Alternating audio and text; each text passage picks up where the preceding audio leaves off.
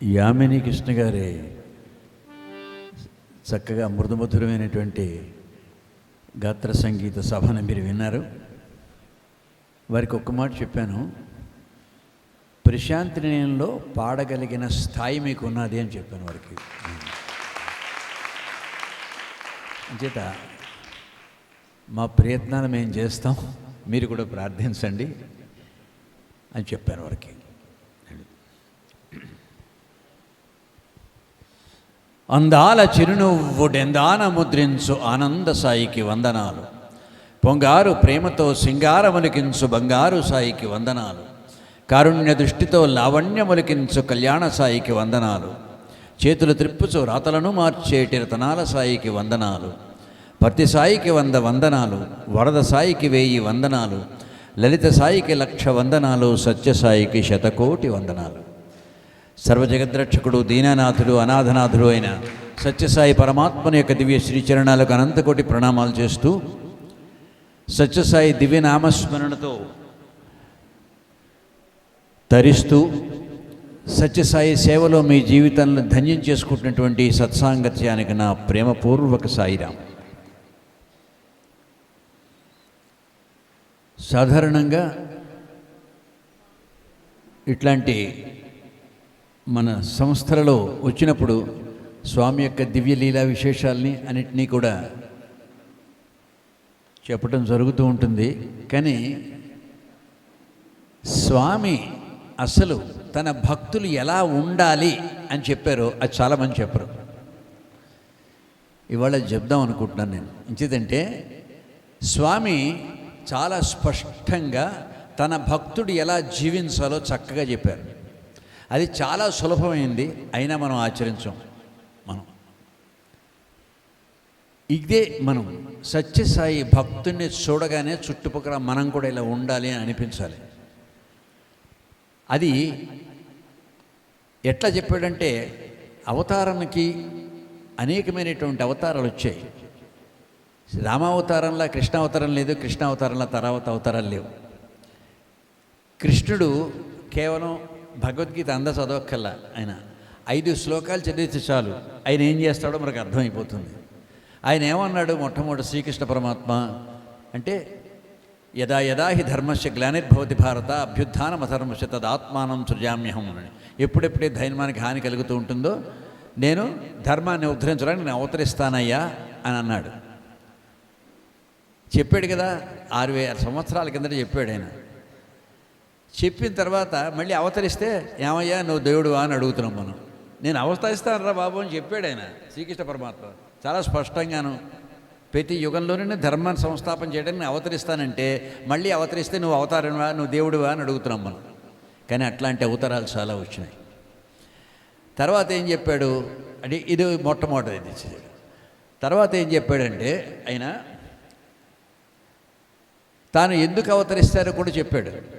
అంటే పరిత్రాణాయ సాధూనాం వినాశాయ చ దుష్కృతాం ధర్మ సంస్థాపనార్థాయ సంభవామి యుగే యుగే అన్నాడు. అంటే సజ్జనులు రక్షించడానికి, దుర్మార్గుల్ని సంహరించడానికి నేను అవతరిస్తానన్నాడు. ప్రతి యుగంలో అవతరిస్తానన్నాడు.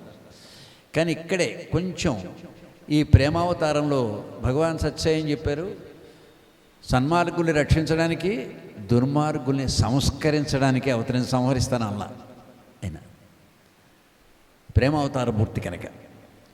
తర్వాత ఏం చెప్పాడు ఆయన, బాగానే ఉన్నదయ్యా, మరి ఏదో ధర్మ సంస్థాపనకి దుర్మార్గులను సంహరిస్తాను, అయితే మాకేం చేస్తావయ్యా స్వామి అని అన్ని డౌట్సే కదా అడిగాడు అర్జునుడు. మాకేం చేస్తావే అంటే, అరణ్యాశ్చింతయంతో మాం ఏ జనా పర్యుపాస్తే తేషాం నిత్యాభియుక్తానాం యోగక్షేమం వహామ్యం అన్నాడు. అంటే ఎవడైతే ఇతరమైనటువంటి ఆలోచనలకు లేకుండా నాయందే మనస్సు లగ్నం చేసి నన్ను స్మరిస్తూ ఉంటాడో వాడి యొక్క యోగక్షేమాలు వహిస్తున్నాడు. అంటే ఊరందరి తాలూకు యోగక్షేమాలు వహిస్తాను చెప్పలా అని కండిషన్ పెట్టాడు. శ్రీకృష్ణ పరమాత్మ చాలా జాగ్రత్తగా చూసుకున్నాడు. అంటే ఏమైనా నన్ను ఎందుకు రక్షించేదంటే, ఇగో నువ్వు ఇలా ఉన్నావా అని అడుగుతాడు. ఇది సరే అయితే మరి రక్షిస్తానన్నప్పుడు మళ్ళీ ఇంకోటి కూడా చెప్పాడు ఆయన. నువ్వు ఎలా ఉండాలో తెలుసా నేను రక్షించాలంటే, అద్వేష్ట సర్వభూతానాం మైత్ర కరుణయేవచ నిర్మమో నిరహంకార సమదుఃఖ సుఖక్షేమి అని చెప్పాడు. మళ్ళీ అంటే ఎవడి పట్ల ద్వేషం ఉండడానికి వీల్లేదు, అది అందరి పట్ల మైత్రి ఉండాలి, దీనజనుల పట్ల కరుణ ప్రదర్శించాలి, నువ్వు అన్నిట్లో సమభావంగా ఉండాలి, సుఖంలోని దుఃఖంలోని కూడా ఒకేలా ఉండాలి నువ్వు అని కండిషన్ పెట్టాడు. మళ్ళీ ఇన్ని కండిషన్లు పెట్టాడు నేను రక్షించాలంటే. మళ్ళీ నేను ఆఖరికి ఇది ఇన్నే ఇచ్చారు. ఆఖరికి ఏం చేశాడండి, ఇంక ఇవేని లాభం లేదురా అని చెప్పి సర్వధర్మాన్ పరిత్యజ్య మామేకం శరణం వ్రజ అహం త్వా సర్వపాపేభ్య మోక్షయిష్యామ మా సూచికన్నాడు. పోనీ ఇవన్నీ నీకు చేతకాలేదనుకో, నీ ధర్మాలన్నీ వదిలిపెట్టి నా పాదాలు పట్టుకో, రక్షించేస్తాను అన్నాడు. ఇది ఆ అవతారాల్లో చెప్పినటువంటిది. భగవాన్ శ్రీ సత్యసాయి పాపం ఆయన ఇన్ని సివియర్ కండిషన్ ప్రేమావతారమూర్తి కనుక మన మీద అన్ని కండిషన్లు పెట్టాల ఆయన. మరి ఏం చేశాడు అంటే, అయితే అర్జునుడికి ఎన్ని డౌట్లు వచ్చాయో అలాంటి డౌట్లు మనకే ఉన్నాయి. పోనీ డౌట్లు పోలా ఇంటికి అంటే ఎలాంటి డౌట్లు వస్తాయి చూద్దాం, మనకి ఎలాంటి డౌట్లు వస్తాయో. భగవాన్ సత్యసాయి బాబా వారు ఆయన మన ప్రియతమ ఆరాధ్య దైవం అని. మనకి ఎట్లాంటి డౌట్లు వస్తాయి చూద్దాం. ఏంటంటే సాయి అని పిలిస్తే మనకి ఓయి అని బదులిచ్చి బాబా మన్ని ఆదుకుంటారా, ఇది మనకు వచ్చే సందేహం. మన కష్టం వచ్చింది సాయి రామ్ అన్నాం అంటే వచ్చేది రక్షించేస్తాడా, వస్తాడో రాడో ఏమో అని అనుమానం మనకి కదండి. అంటే ఆయన చేత అయితే ఇట్లాంటి సందేహాలు వచ్చిన వాళ్ళకి చక్కటి అద్భుతమైనటువంటి మాట చెప్పారు. అంటే స్వామి మాటలు పట్టించుకోం మనం, అన్ని సాయి సాహిత్యం అందుకే చదవాలి. మా స్వామి మాటలు మనం పట్టించుకోకుండా మనం డౌట్లు పడుతుంటాం, స్వామి రక్షిస్తాడో రక్షించకపోతే నా సంగతి ఏంటి, అలా ఆలోచిస్తే మీ సంగతి మీరు చూసుకోవాల్సిందే. ఆయన రాడు. అయితే ఎప్పుడు వస్తాడు ఆయన చాలా స్పష్టంగా చెప్పాడు. ఒరే నాయన, అడవిలోననున్న ఆకాశమునున్న పట్టణమునున్న పల్లెనున్న గట్టు మీదనున్న గుట్ట మీదనున్న నట్టేటనున్న మదిని సాయి నిన్ను మరువడు ఎప్పుడు అనిపోయి, నేను ఎప్పుడు మర్చిపోనరా, నువ్వు ఎక్కడున్నా మర్చిపోనరా చెప్తున్నాడు కదా. మరి ఎందుకంటే డౌట్, వస్తాడా రాడా, నన్ను రక్షించకపోతే నా సంగతి ఏంటి, ఎందుకు ఆలోచించాలి. అస్సలు డౌట్ఫుల్ మ్యాన్ దగ్గరికి ఎప్పుడు ఎంచేత సంశయాత్మ వినశ్యతి నా సుఖం సంశయాత్మ అని భగవద్గీతలో స్పష్టంగా చెప్పేశాడు. ఎవడైతే డౌట్ఫుల్ మైండ్ ఉంటాడో వాడి దగ్గరికి భగవంతుడు రాడు. ఎవడికి దగ్గర వస్తాడండి, సర్వస్వం స్వామి నా తండ్రివి, నువ్వు తప్పకుండా నన్ను రక్షించి తీరుతావని ఎవడికి నమ్మకం ఉంటే వాడి దగ్గరికి వస్తాడు. అది ఇంకా ఏం చెప్పాడండి చూద్దాం. ఇంకా ఏం చెప్పాడండి అంటే, శ్రీ పుట్టపర్తి నిలయుడు కాపాడును నిన్ను నెప్పుడు కరుణాకరుడై చేపట్టి నిన్ను బ్రోచును ఏ పట్టును విడవకుండా వేలుని నిన్ను అంటే విడవకుండా నీ చెయ్యి పట్టి నడిపిస్తాను రా బాబు అంటే వస్తాడా, నాకు ఆదుకుంటాడా, రాకపోతే నా సంగతి మీ సంగతి మీరు చూసుకోవడమే. అంచేత ఇవి రెండు మనం స్పష్టంగా గుర్తుపెట్టుకోవాలి. భగవాన్ చాలా స్పష్టంగా ఆయన నువ్వు ఎక్కడున్నా సరే నేను నీ కాపాడుతాను అన్నాడు. అయితే ఏం చేస్తే కాపాడుతాడు అనేటువంటి కొంచెం మళ్ళీ చూడండి. ఏమన్నారండి, భగవంతుడి మీద నిజమైనటువంటి నిశ్చలమైన పరితాపం ఉన్నవాడికే నేను పలుకుతున్నాడు. అంటే భగవంతుడు నన్ను కాపాడి తీరాలి అని ఆవేదనతో నిరంతరము ప్రార్థిస్తుంటాడో వాడిని అట్లాంటి వాళ్ళని పలుకుతానయ్యా అన్నాడు. అందరికీ పలుకుతాను అల్లా ఈయన.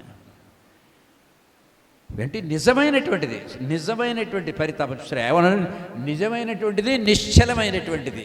అంటే చంచలంగా లేకుండా ఇవాళ స్వామి వస్తాడో లేదో రాదు, వస్తాడేమో అని అలాంటి చంచలమైన మనస్సు లేనటువంటి వాడిని కాపాడుతున్నాడు అనేది. అంచేత ఏం చేశాడు ఆయన మరి చెప్పాడు, చిత్తం చెలించుకోకుండా చూసుకో భగవద్ అనుగ్రహానికి పాత్రులవుతావు అన్నాడు. భగవాన్ ఏం చెప్పారండి, చిత్తం చెలించకుండా చూసుకో. ఇవాళ దేవుడు, రేపో దేవుడు, ఎల్లుండో దేవుడు, భగవంతుడు స్వామి నిజంగా భగవంతుడేనా అనేటి ఇలాంటి సందేహాలన్నీ లేకుండా ఉండేటటువంటి మనస్సు పెట్టుకో. నా అనుగ్రహం కావాలంటే ఇవన్నీ కండిషన్స్. తర్వాత భక్తులకు భగవానుడికి భక్తులు ప్రాణము కన్న ప్రియులు అన్నాడు.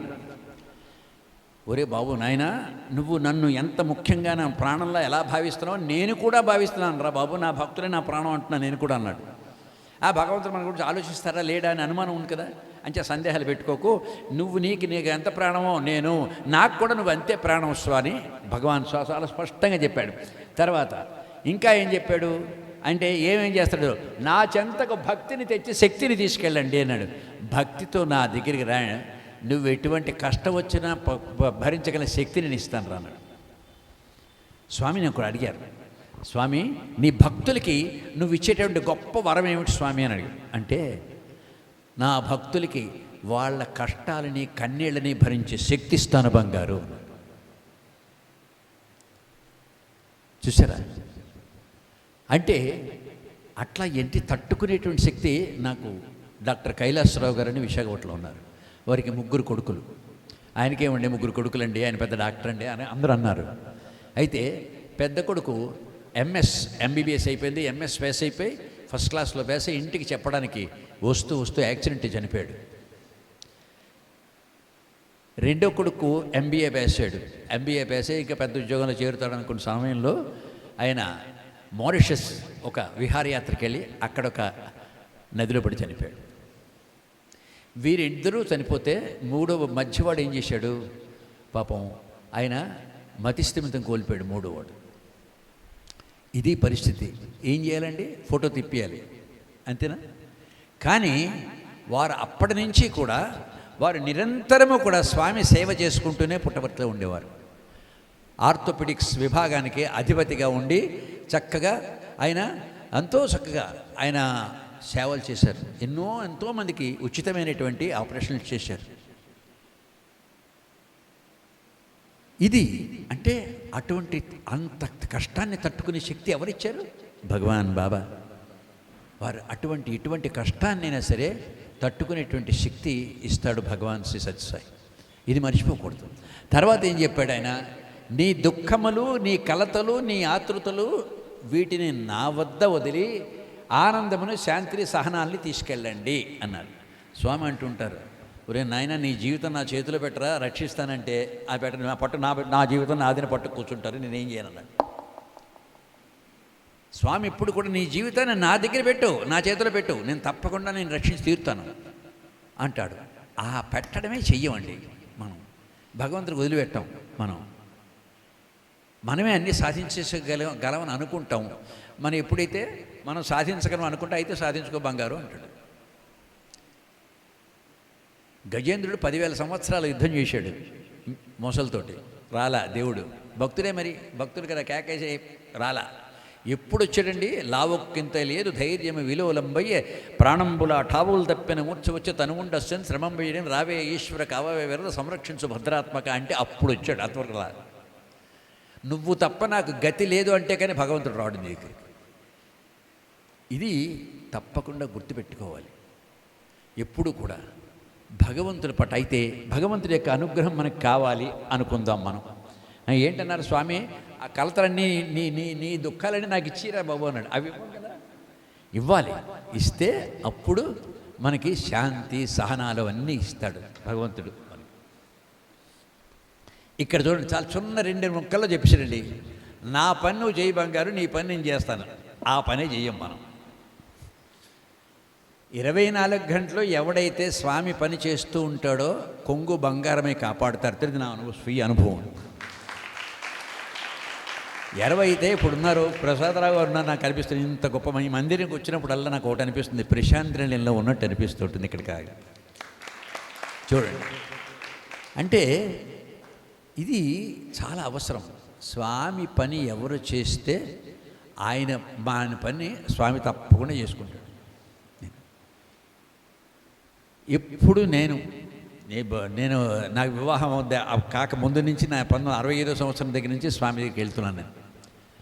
అయితే ఎప్పుడు స్వామి పనే, భజనలు లేకపోతే ఏదో నాటకాలు రాస్తూ ఉండటం, పాటలు రాసుకుంటూ ఉండటం స్వామి మీద, ఇవే ఎంతసేపు. అట్లాంటి సమయంలో నీకు ప్రమోషన్ల మీద ప్రమోషన్లు వచ్చి గట్టిగా రాసి అన్నీ కష్టపడి భగవంతుడు ఏం చెప్పాడండి, ఏ పనైనా దేవుడి పని చేసుకోవాలన్నాడు. అంటే అంచేత నా ఉద్యోగం కూడా దేవుడి పనిలాగే చేశాను నేను.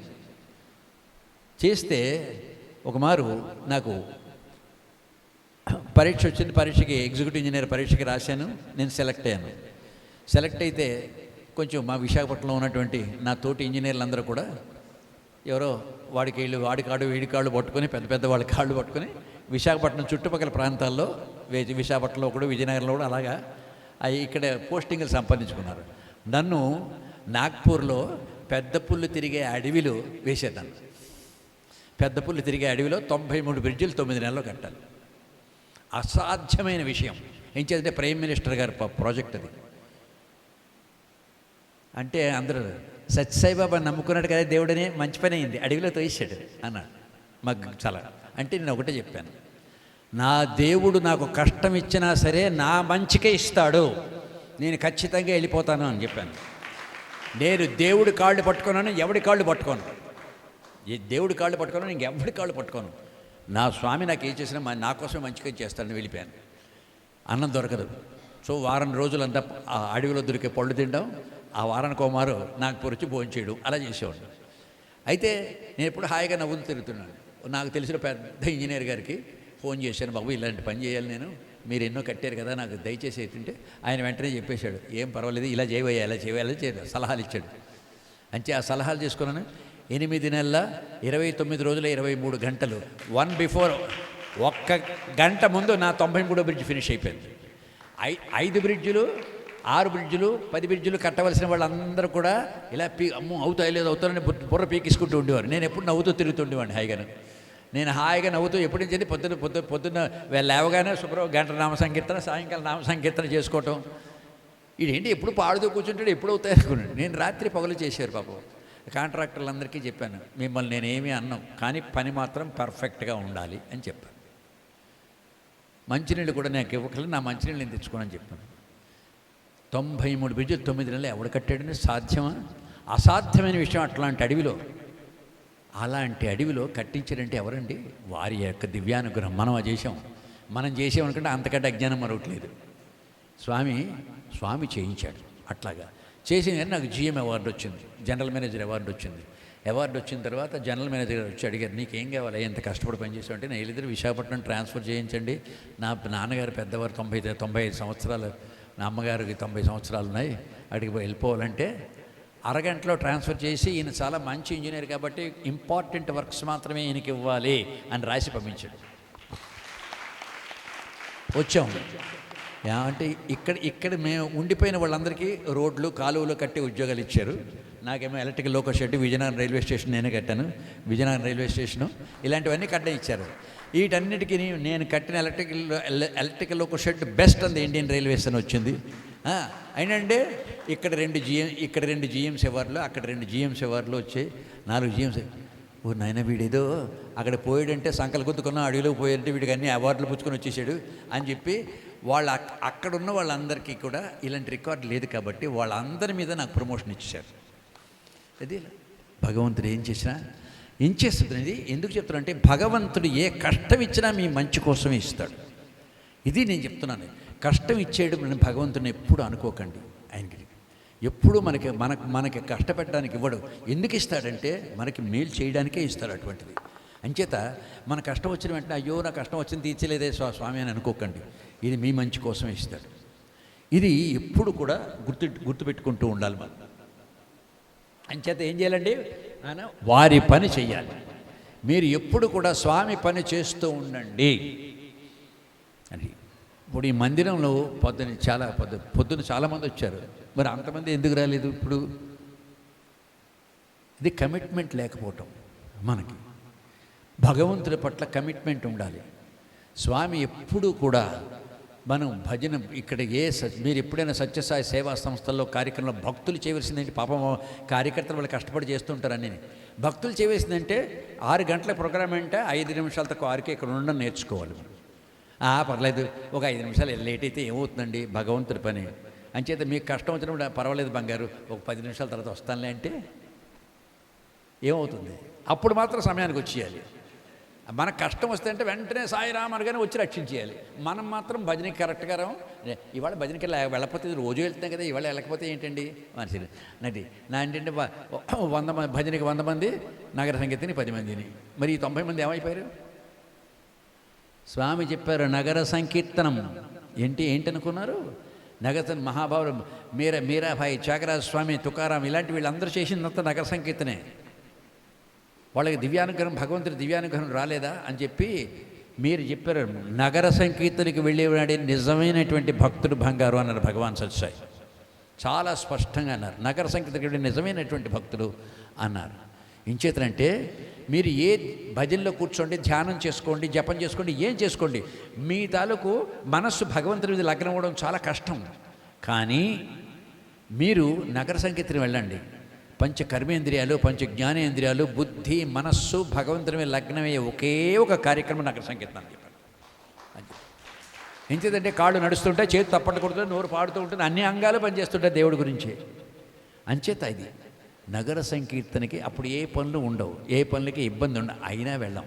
ఎంచేతంటే రాత్రి 12 గంటలకు టీవీ చూస్తాం కాబట్టి అంతే.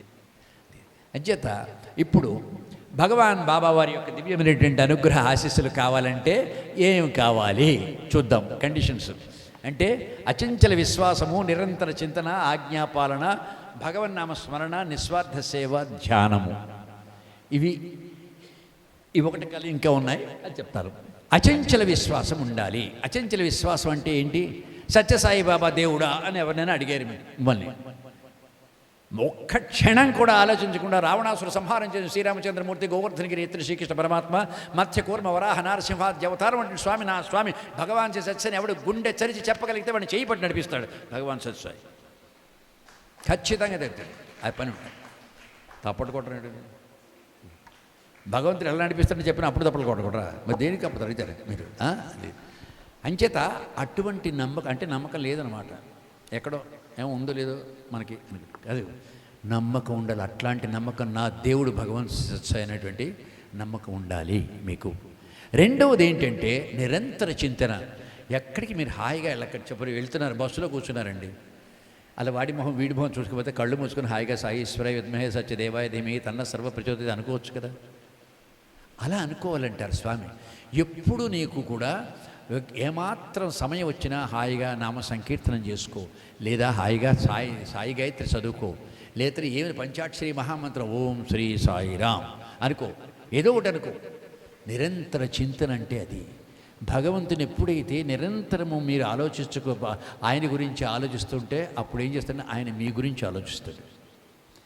మనం ఎప్పుడైతే ఆయన గురించి ఆలోచిస్తామో ఆయన మన గురించి ఆలోచిస్తాడు. ఇది చాలా ముఖ్యమైనటువంటిది. ఇది మనం మర్చిపోకూడదు. అంటే అలాగా అలా నిరంతరం చింతన చేస్తుంటే ఏం చేస్తారండి, ఒక ఆయన ఓ మంచి భజన గాయకుడు ఎప్పుడు పాడుకుంటూ ఉండేవాడు. పాపం ఆయన బొల్లి వ్యాధితో బాధపడుతూ ఉండేవాడు. స్వామి నన్ను రక్షిస్తే బాగుండు, స్వామి నన్ను రక్షిస్తే బాగుండు అనుకుంటూ ఉండేవాడు. కానీ ఎప్పుడు నామ సంకీర్తన చేసుకుంటూ ఉండేవాడు. ఒకరోజు అఖండ భజన జరుగుతుంది బెంగళూరులో. వెళ్తూ ఉంటే ఆయన అఖండ భజనలో పాడడానికి వెళ్ళాడు. అక్కడ సాయంత్రం వరకు ఉన్నారు, స్వామి వెళ్ళిపోయినారు విశ్రాంతి తీసుకుందుకి డాక్టర్ పద్మనాభన్ గారింటికి. రాత్రి 11:30 లేచి స్వామి ఆ పద్మనాభన్ని పిలిచి, పద్మనాభన్ మనం అర్జెంటుగా అఖండ భజనకి వెళదాం పదన్నారు. స్వామి కుంభవృష్టి కురుస్తున్నది, రాత్రి 11:30 అయింది, ఉదయం వెళ్దాం స్వామి. ఉదయం అక్కర్లేదు, ఇప్పుడే వెళ్ళాలన్నారు. అంటే అప్పుడే ఆ 11:30కి రాత్రిప్పుడు తీసుకొచ్చాడికి ఈ పిల్లవాడు ఏమనొచ్చి ఆయన దర్శ దిఖావో మేరే సాయి నందలాల అని ఆ పాట పాడుతున్నాడు. పరవశించిపోయి పాడుతున్నాడు, చాలా అద్భుతంగా పాడుతున్నాడు. స్వామి వచ్చి వాడి దగ్గర నిలబడ్డారు. నిలబడి అలాగా వాడి ఆ పాట అయిపోయింది, ఆ తల మీద చెయ్యేశాడు. కళ్ళు తెరిచాడు. స్వామి అప్పుడే వెళ్ళిపోవడానికి సిద్ధమవుతున్నారు. వెంటనే పాదాలకి నమస్కారం చేసుకున్నాడు. స్వామి వెళ్ళిపోయి అయ్యో స్వామితో మాట్లాడే అవకాశం రాలేదా అనుకున్నాడు. అనుకుని ఇలా చేతులు చూసుకుంటే ఆ బొల్లి వ్యాధి లేదు, చక్కగా ఆయన 30 ఏళ్ల బట్టే సఫరవుతున్న బొల్లి వ్యాధి. నామస్మ నిరంతర చింతన అటువంటి ఎఫెక్ట్ ఉంటుంది. నిరంతర చింతన భగవంతుడు అట్లాంటి అద్భుతమైనటువంటి అదృష్టాన్ని మనకి ప్రసాదిస్తాడు, అనుగ్రహాన్ని మనకి ప్రసాదిస్తాడు. అంచేత నిరంతర చింతన. తర్వాత ఆజ్ఞాపాలన అంటే మనకి ఆయన ఏం చెప్తే అలా నడుచుకోమన్నాడు.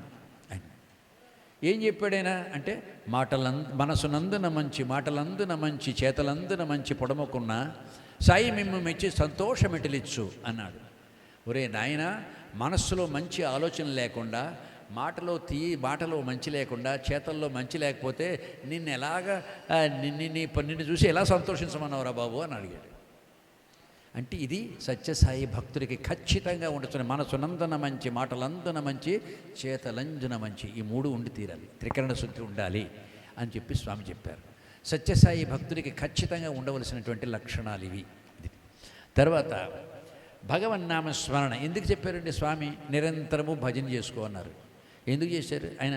ఇవాళ 150 దేశాల్లో మనకి సత్యసాయి దివ్యనామ సంకీర్తనం జరుగుతుంది. ఆయనే చక్కగా భజన పాడుతుంటారు చక్కగాను. ఇక్కడ చిన్న విషయం చెప్దాం అనుకున్నాం. పాపం మన భజన గాయకులు కూడా చాలామంది ఉన్నారు కాబట్టి చెప్తాను. అంటే మనం సాధారణంగా పట్టించుకోము. మనం నాకు ఎలాగొస్తే అలా పాడుతాను, నువ్వు వింటే విని లేదమ్మా. నేను సుత్తి పట్టుకుని వచ్చాను, భజనకి ఎవడొస్తే వాడు నెత్తి మీద కొట్టడానికి నా భజనతో అనేటటువంటి రీతిలో కొంతమంది పాడుతుంటారు. అందరూ పాడరు అలాగా, కొంతమంది అక్కడక్కడ పాడుతూ ఉంటారు. అలాంటివన్నీ చూశాను నేను చాలా చోట్ల. ఇది చాలా దారుణమైనటువంటి పాపం. ఎవడైనా ఒక్క భక్తుడు ఏమిట్రా ఈ భజన ఉంది ఇలాగుందని వెళ్ళిపోతే భగవంతుడి పాదాలకి ఒక భక్తుడిని దూరం చేసినటువంటి మహాపాపం మనకు అంటుకుంటుంది. ఇది మాత్రం చూసుకోండి ఖచ్చితంగా. ఇంతమంది గాయకులు ఉంటారు. ప్రతిరోజు ఉదయం 9 గంటలకి భజన వస్తుంది, మనకి ప్రసారం అవుతుంది, లైవ్ టెలికాస్ట్ అవుతుంది, సాయంకాలం బ్రేకాస్ట్ అవుతుంది. ఎంతమంది వింటున్నారు చెప్పండి? గాయకులు వినరు. నాకు వచ్చింది నేను పాడతాను అంతే, నువ్వు ఇంటి ఇల్లు ఎత్తపో కాదు. భజన గాయకులు ఎక్కడ ఉంటారండి? ఫస్ట్ లైన్లో ఉంటారు మీరు. అంటే భజన గాయకులకి ఫస్ట్ లైన్లో ఉన్న వాళ్ళ తన ప్రవర్తన కూడా అలాగే ఉండాలి, నెంబర్ 1గా ఉండాలి. అంతేకాని నా ఇష్టం వచ్చినట్టు పాడతానంటే కుదరదు. ఏ పాట ఏ స్పీడ్లో పాడాలో అదే స్పీడ్లో పాడే. నేను అది ఆఖరికి హారతి ముందు ఏమైనా వచ్చి ఏది సాక్షాత్ పరబ్రహ్మ అసలు ఇక్కడ భజన ముద్ద, హారతి ముద్ద చెప్పారు. ఎక్కడ చాలా జాగ్రత్త చూడండి. మొట్టమొదటి 3-4 పేజీలు స్లో పాడతారు, తర్వాత కొంచెం మీడియం ఫాస్ట్, తర్వాత ఆఖరికి వెళ్ళేసరికి ఫాస్ట్ పాడతారు. అది ఆలోచించుకోవాలి కదా. ఆలోచించుకోమని నోటుకు అయితే వస్తుంది పాడేస్తానంటే అలాగే తప్పు. అది ఇప్పుడు భజన విధానం చక్కగా, భజన జరిగేటువంటి విధానాన్ని మీరు రోజు ప్రసారం అవుతుంది. ఎంతమంది వింటారు? భజన గాయకులు వినాల్సిన అవసరం ఉంది కదా. అందులో ముఖ్యంగా లేడీస్ ఇంట్లో ఉంటారు. ఖచ్చితంగా ఉదయం 9 నుంచి 9:30 వరకు నేను రోజు భజన వింటాను అని పెట్టుకోండి. తర్వాత వాళ్ళు వీళ్ళు చెప్పినటువంటి పాటలు ఎప్పుడు విని పాడకండి. ఎప్పుడు అనుకున్నాను ప్రశాంతి నెలలో పాడుతున్నటువంటి పాటలు నాకు కావాలంటే నా దగ్గర 830 పాటలు ఉన్నాయి, ఇస్తాను. ఆ 830 పాటలు కానీ మీరు నేర్చేసుకుని చక్కగా పాడేస్తే మరో 830 ఇస్తాను, రెడీగా ఉన్నాయి నా దగ్గర. 3000 పాటలు నా దగ్గర రెడీగా ఉన్నాయి. ఎలాగండి? చక్కగా సాధన చేయండి. సాధన చెయ్యకుండా దయచేసి ఎప్పుడు పాడకండి. అంటే చిన్న ఎగ్జాంపుల్ చెప్తాను. రూపక్ శర్మ అని ఒక భక్తుడు, ఒక గాయకుడు హరిభజన బినా సుఖ శాంతి నహి, హరినామ బినా ఆనంద నహి అనే పాట పాడాడు పుట్టపర్తిలో. స్వామి విన్నారు. విని అంతా అయిపోయిన తర్వాత, భజన అయిపోయిన తర్వాత వాడు పిలిచి బంగారు ఈ పాటని నాకు నేర్పుతావా అని అడిగారు. భగవాన్ బాబు చూడండి, అవతార పురుషుడు, మహాసంగీత విద్వాంసుడు, ఆయన త్యాగరాజ కీర్తనలో కచేరీ చేసిన మహానుభావుడైన, మృదు మధురమైన కంఠంతో పాడతాడైన భగవాన్ సత్యసాయి. ఆయన ఏంటంటే ఈ పాట నాకు నేర్పుతావా బంగారు అని అడిగారు. అడిగితే అలాగే స్వామి నేర్పుతాను అన్నాడు. అని వెళ్ళాడు, నేర్పాడు 1 రోజులు. మళ్ళీ స్వామి ఎప్పుడు పాడతారా అని పాపం ఎదురు చూస్తే పాడడంలా. ఆయన 2 నెలలు 3 నెలలు అయిపోయింది. 3 నెలలు అయిన తర్వాత ఒకరోజు ఉపన్యాసం ఇచ్చి, ఆ ఉపన్యాసం తర్వాత స్వామి ఈ పాట పాడారు. పాడిన తర్వాత ఊరుకున్నారా? పాట అంతా అయిపోయిన తర్వాత, హారతి అయిపోయిన తర్వాత ఆ రూపక్ శర్మని పిలిచారు. బంగారు నేను కరెక్ట్గా పాడానా అని అడిగారు. మనం జన్మలో అడగం నేను కరెక్ట్గా పాడాను. అడ్డమైన తప్పులు పాడేసి పోనీ అయ్యా నేను కరెక్ట్గా పాడిపోతాను, ఏమంటే నేను ఎవరి పాడాను కరెక్ట్గా పాడాను లేదో చెప్తారని ఎవరిని తెలిసిన వాడిని అడగరే. అమ్మో నేనే లతా మంగేష్కర్ అనుకుంటాం మనం, వాడు మహమ్మద్ రఫీల్ అనుకుంటారు. అలాగే ఇలా వెళ్తే ఏం చేస్తారండి? అంటే స్వామి అద్భుతంగా పాడారు తండ్రి అని ఆయన రూపక్ శర్మ చెప్పాడు. చాలా బాగా పాడారు స్వామి అంటే 2 నెలలు ప్రాక్టీస్ చేశాను బంగారు అన్నాడు. ఇది నేర్చుకోండి. ఎక్కడ మనం మొహం పెట్టుకోవాలి చూసుకోండి మీరు.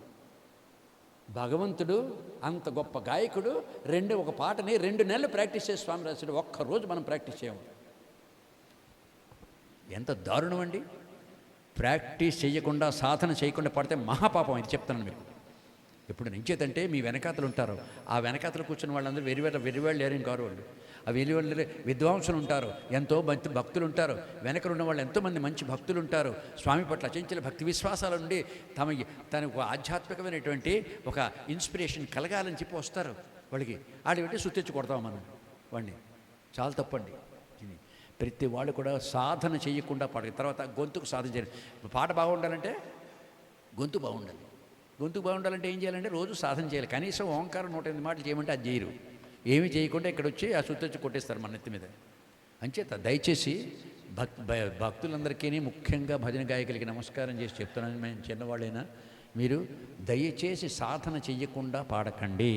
పుట్టపర్తిలో పాడిన పాటలు వినకుండా మీరు పాడకండి. అంచేత సరే, అది భగవన్నామ స్మరణ. ఇంచేతంటే నామాన్ని మించినటువంటిది.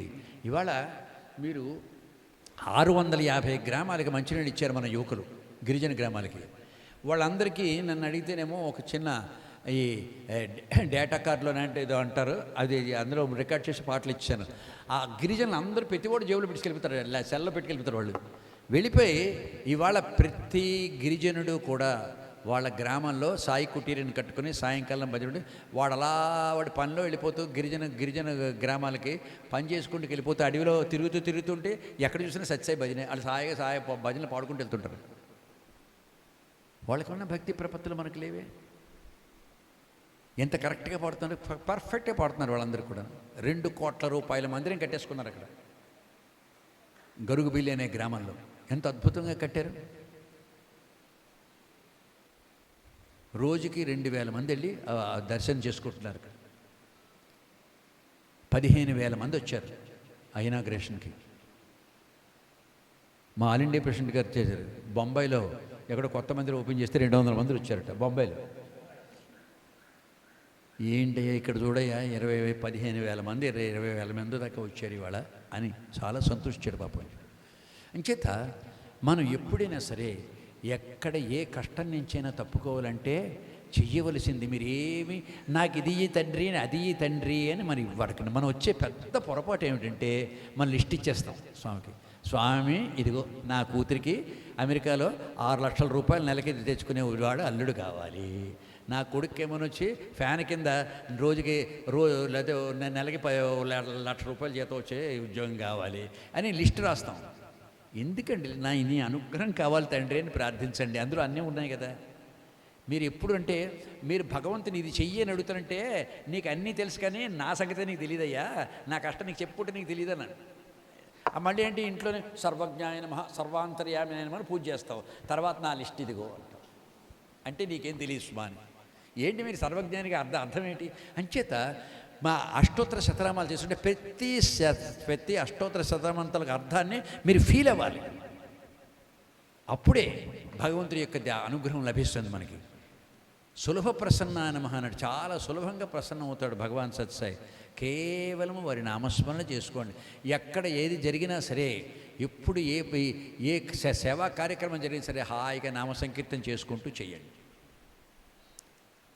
మీరు ఎక్కడికైనా వెళ్ళండి, హాయిగా 2 భజనలు పాడుకుని వెళ్ళండి. అది విజయం కాకపోతే చెప్పండి నాకు. మనం అంతే ఎప్పుడు రోజును చక్కగా రోజు హాయిగా 1 గంట సేపు నామ సంకీర్తన చేసుకోండి. వద్దని ఎవరన్నారు? ఎక్కడికి వెళ్ళకండి, మీ ఇంట్లో కొంచెం చేసుకోండి. అది కూడా చేయకపోతే అలాగా. కానీ సాయి అనగానే ఓయి అని వచ్చి వెంటనే పలకడం ఎందుకు పలకాలి అని చెప్పి. అంచేత అది భగవన్ నామస్మరణ. తర్వాత నిస్వార్థమైనటువంటి సేవ చేయండి. నిస్వార్థమైనటువంటి సేవ చేయండి. సేవ చేస్తే ఏం చేస్తాడు స్వామి అనేది అంటే, ఒరే బాబు నువ్వెవరికైనా సేవ చేయి, నీ సేవ నేను చేస్తాను బంగారు అన్నాడు స్వామి. చూడండి, కారుణ్యానంద గారు ఆయన ఎన్నో పాపం పెట్టాడు. చాలా చక్కనటువంటి ఒక ఆశ్రమం పెట్టారు రాజమండ్రిలో. చిచ్చి ఆయన ఎంతోమందికి సేవ చేశాడు. ఒకరోజు ఆయన స్వామి దగ్గర స్వామి రూమ్లో పడుకునేవారు, కింద ఆపేసి పడుకునేవారు. ఆయన పడుకుంటే ఒకరోజు ఆయన తల ఇలా అనుకుంటుంటే ఏం బంగారం ఏమైంది అన్నారు.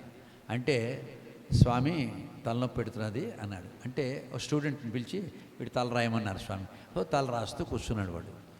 తెల్లవారుజామున ఆయనకి కొంచెం తెలివి వచ్చింది కారుణ్యానంద గారికి. అప్పటికి ఇంకా రాసు ఇదేంటి పాపం రాత్రంతా రాస్తున్నాడు ఈ పిల్లాడు అనుకుని చూస్తే ఆ పిల్లాడు లేడు, స్వామి రాస్తున్నారు. స్వామి రాస్తే ఈ స్వామి మీరు రాస్తున్నారేంటి అన్నాడు. నువ్వు ఎంతమందికి సేవ చేసావు బంగారు, నేను ఏమాత్రం సేవ చేయొద్దా అన్నారు భగవాన్ సత్యసాయి. చూసారా, నిస్వార్థ సేవ చేసినటువంటి వాడిని. ఒకమారు విశాఖపట్నంలో ఒక యూత్ అంతా కూడా మెంటల్ హాస్పిటల్కి వెళ్ళి సేవ చేసేవారు. మెంటల్ హాస్పిటల్కి వెళ్ళి సేవ చేస్తున్నప్పుడు అక్కడ ఒక మారు ఏదో పొరపాటు వల్ల టాయిలెట్స్ అన్నీ బ్లాక్ అయిపోయాయి. బ్లాక్ అయ్యి దుర్గంధం, అందులో పిచ్చివాళ్ళు అక్కడ చాలా గోల పెట్టేస్తున్నారు. అటువంటి సమయంలో ఎవరికి చెప్తారు వాళ్ళు అంటే మా సత్యసాయి మన యూత్కి ఫోన్ చేశారు, అయ్యా మీరే ఏమైనా చేయగలరు సభకు, మిగతా వాళ్ళు ఎవరు రావటం లేదంటే అక్కడికి వెళ్ళారు. ఇతర సెప్టిక్ ట్యాంక్స్ అన్నీ బ్లాక్ అయిపోయాయి. అందులో ఒక కుర్రాడు ఎలా చేయడం అంటే నేను చేస్తానండి, నేను ఒక కుర్రాడు ఒక యువకుడు ఏం చేశాడంటే అతను ఒక చిన్న లాక్ కట్టుకుని పాపం సెప్టిక్ ట్యాంకులో దిగిపోయి దుర్వాసన భరిస్తూ ఒక గంట సేపు మళ్ళీ అవంతా క్లియర్ చేసేసి అన్నీ క్లియర్ చేసిన తర్వాత అంతా సవ్యంగా అన్నీ పనిచేస్తున్న విధంగా అన్నీ క్లియర్ అయిపోయేలా చేసి బయటకు వచ్చాడు. వాడికి అరగంట వరకు వాడికి ఊపిరి పీల్చుకోలేకపోయాడు. అట్లాంటి పరిస్థితి.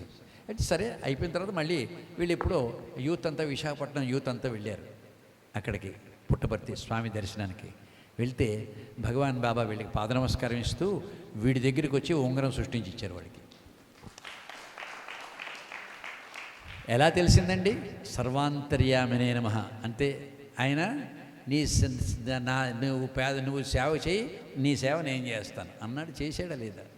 ఇది అంచేత నిస్వార్థమైనటువంటి సేవ తప్పకుండా చేయండి. చిన్న ఏం అక్కర్లేదు, నారాయణ సేవ చేస్తుంటారు, వచ్చి అక్కడ వండండి, లేకపోతే వడ్డించండి, లేకపోతే ఆకులు ఎత్తండి, ఏదో ఒక సేవ చేయండి, మీకు తోచిన సేవ చేయండి. కానీ సేవ మాత్రం చెయ్యండి. సేవ చేస్తే భగవాన్ తప్పకుండా. ఇంచేత ఏ సేవ అంటే ఏంటంటే స్వామి చెప్తారు, గుర్తింపు కాంక్షించినది, ప్రతిఫలం ఆశించినది, నీకు ఇతరులకు మేలు చేసేది సేవ బంగారు. ఇలా ఏ పనిని చేయి నువ్వు, అది సేవే అన్నారు. అంచేత అట్లా చేస్తే నా అనుగ్రహం తప్పకుండా లభిస్తుంది బంగారు అని చేస్తాడు. ఏంటంటే సేవను మించిన పూజ, సేవను మించిన తపస్సు లేవు అని భగవాన్ బాబా చెప్పారు. అంచేత వారు చేసి చూపించారు, వారు చేశారు. అంచేత మనం కూడా వారి బాటలో నడిచి ఆ సేవ చేయాలి. తర్వాత ఒకటి ధ్యానము. అంటే సాధారణంగా ఉంటా మనకి జ్యోతి ధ్యానం అని చెప్తున్నారు కదా. కొంతమంది చెప్తుంటారు, నేను చక్కగా మా పూజ గదిలో పేటేసుకున్నానండి, దాని మీద పేట వేసుకుని దాని మీద కృష్ణాజిని వేసుకున్నానండి, దాని దర్భచాప వేసుకున్నాను, దాని మీద తెల్లటి గుడ్డ పెట్టుకుని దాన్ని కూర్చొని 2 గంటల సేపు ధ్యానం చేశారంటే. అలాగే ఎవడైనా చెప్తే అది ధ్యానం కాదు బంగారు, పరధ్యానం అన్నారు స్వామి. మరి ఏమిటి స్వామి ధ్యానము అంటేనంటే 24 గంటలు నా గురించి ఆలోచించడమే ధ్యానము అన్నారు భగవాన్. 24 గంటలు నా గురించి ఆలోచించు, అదే ధ్యానం.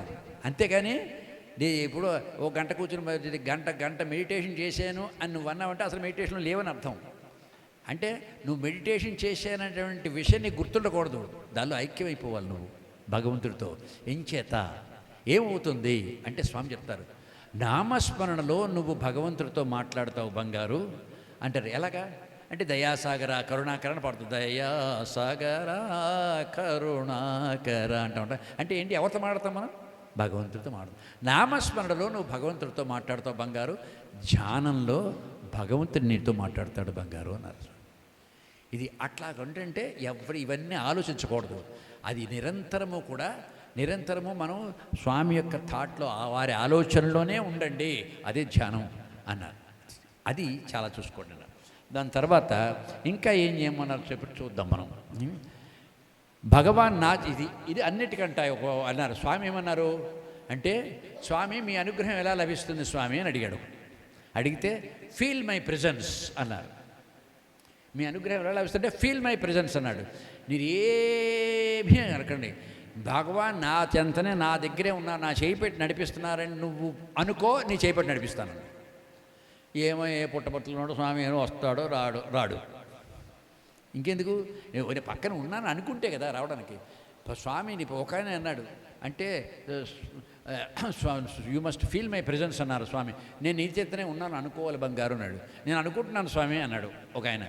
అనుకోవటం లేదు బంగారు నువ్వు అన్నాడు స్వామి. నేను అనుకోవట్లేదు మీకెలా తెలుసు స్వామి అన్నాడు. అంటే ఒరే నాయన, నీ పక్కన నేను ఉన్నానంటే నువ్వు చేస్తున్న అన్ని పనులు చూస్తున్నట్టే కదా. మరి నేను నీ పక్కన ఉన్నాననుకోండి, ఇప్పుడు నువ్వు చేసి పిచ్చి పనులు చేస్తావా?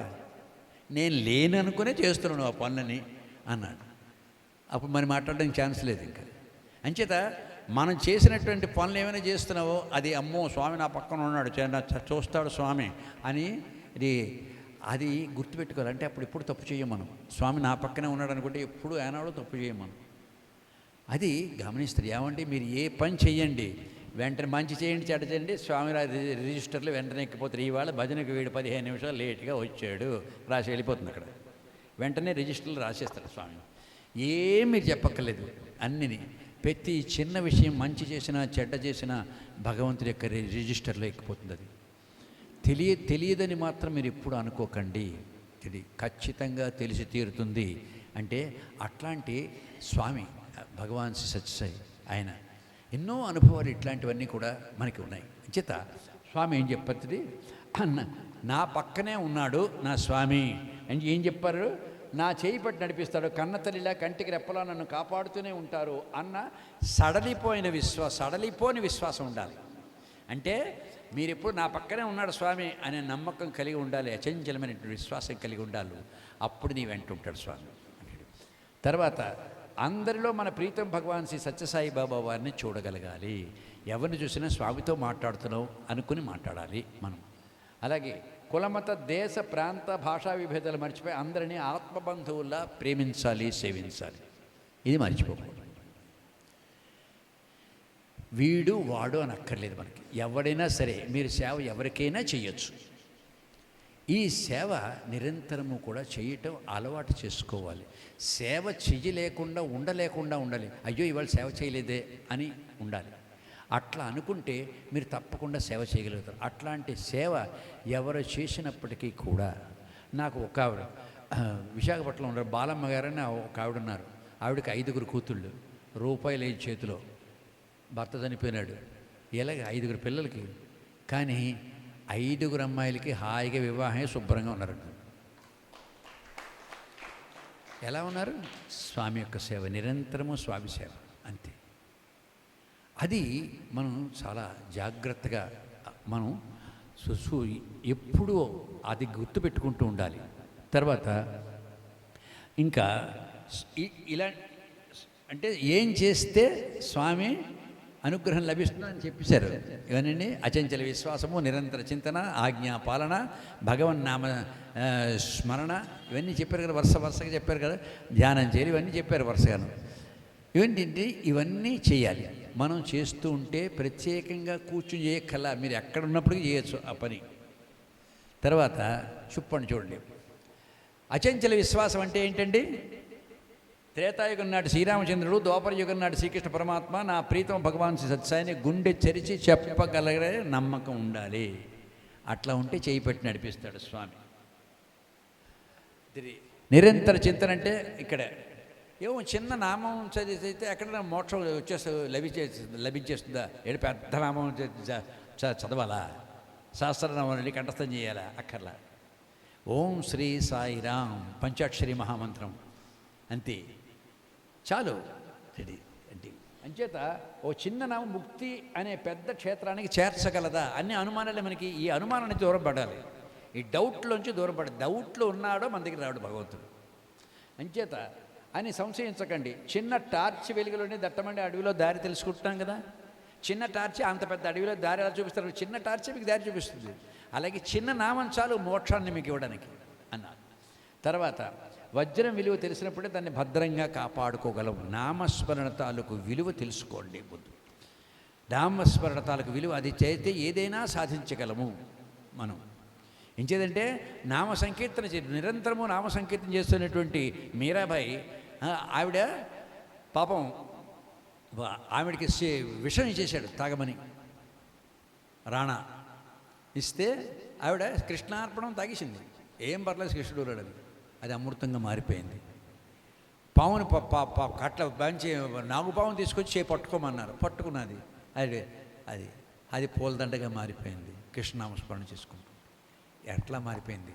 అట్లాంటి అనుభవం ఏ భక్తుడికైనా ఉంటుంది, మీకు ఉంటుంది. అలాంటి భక్తులు మీరాబాయి లాంటి భక్తులు రండి, తప్పకుండా అవుతుంది. ఎందుకు అవ్వదు? ఇది అది.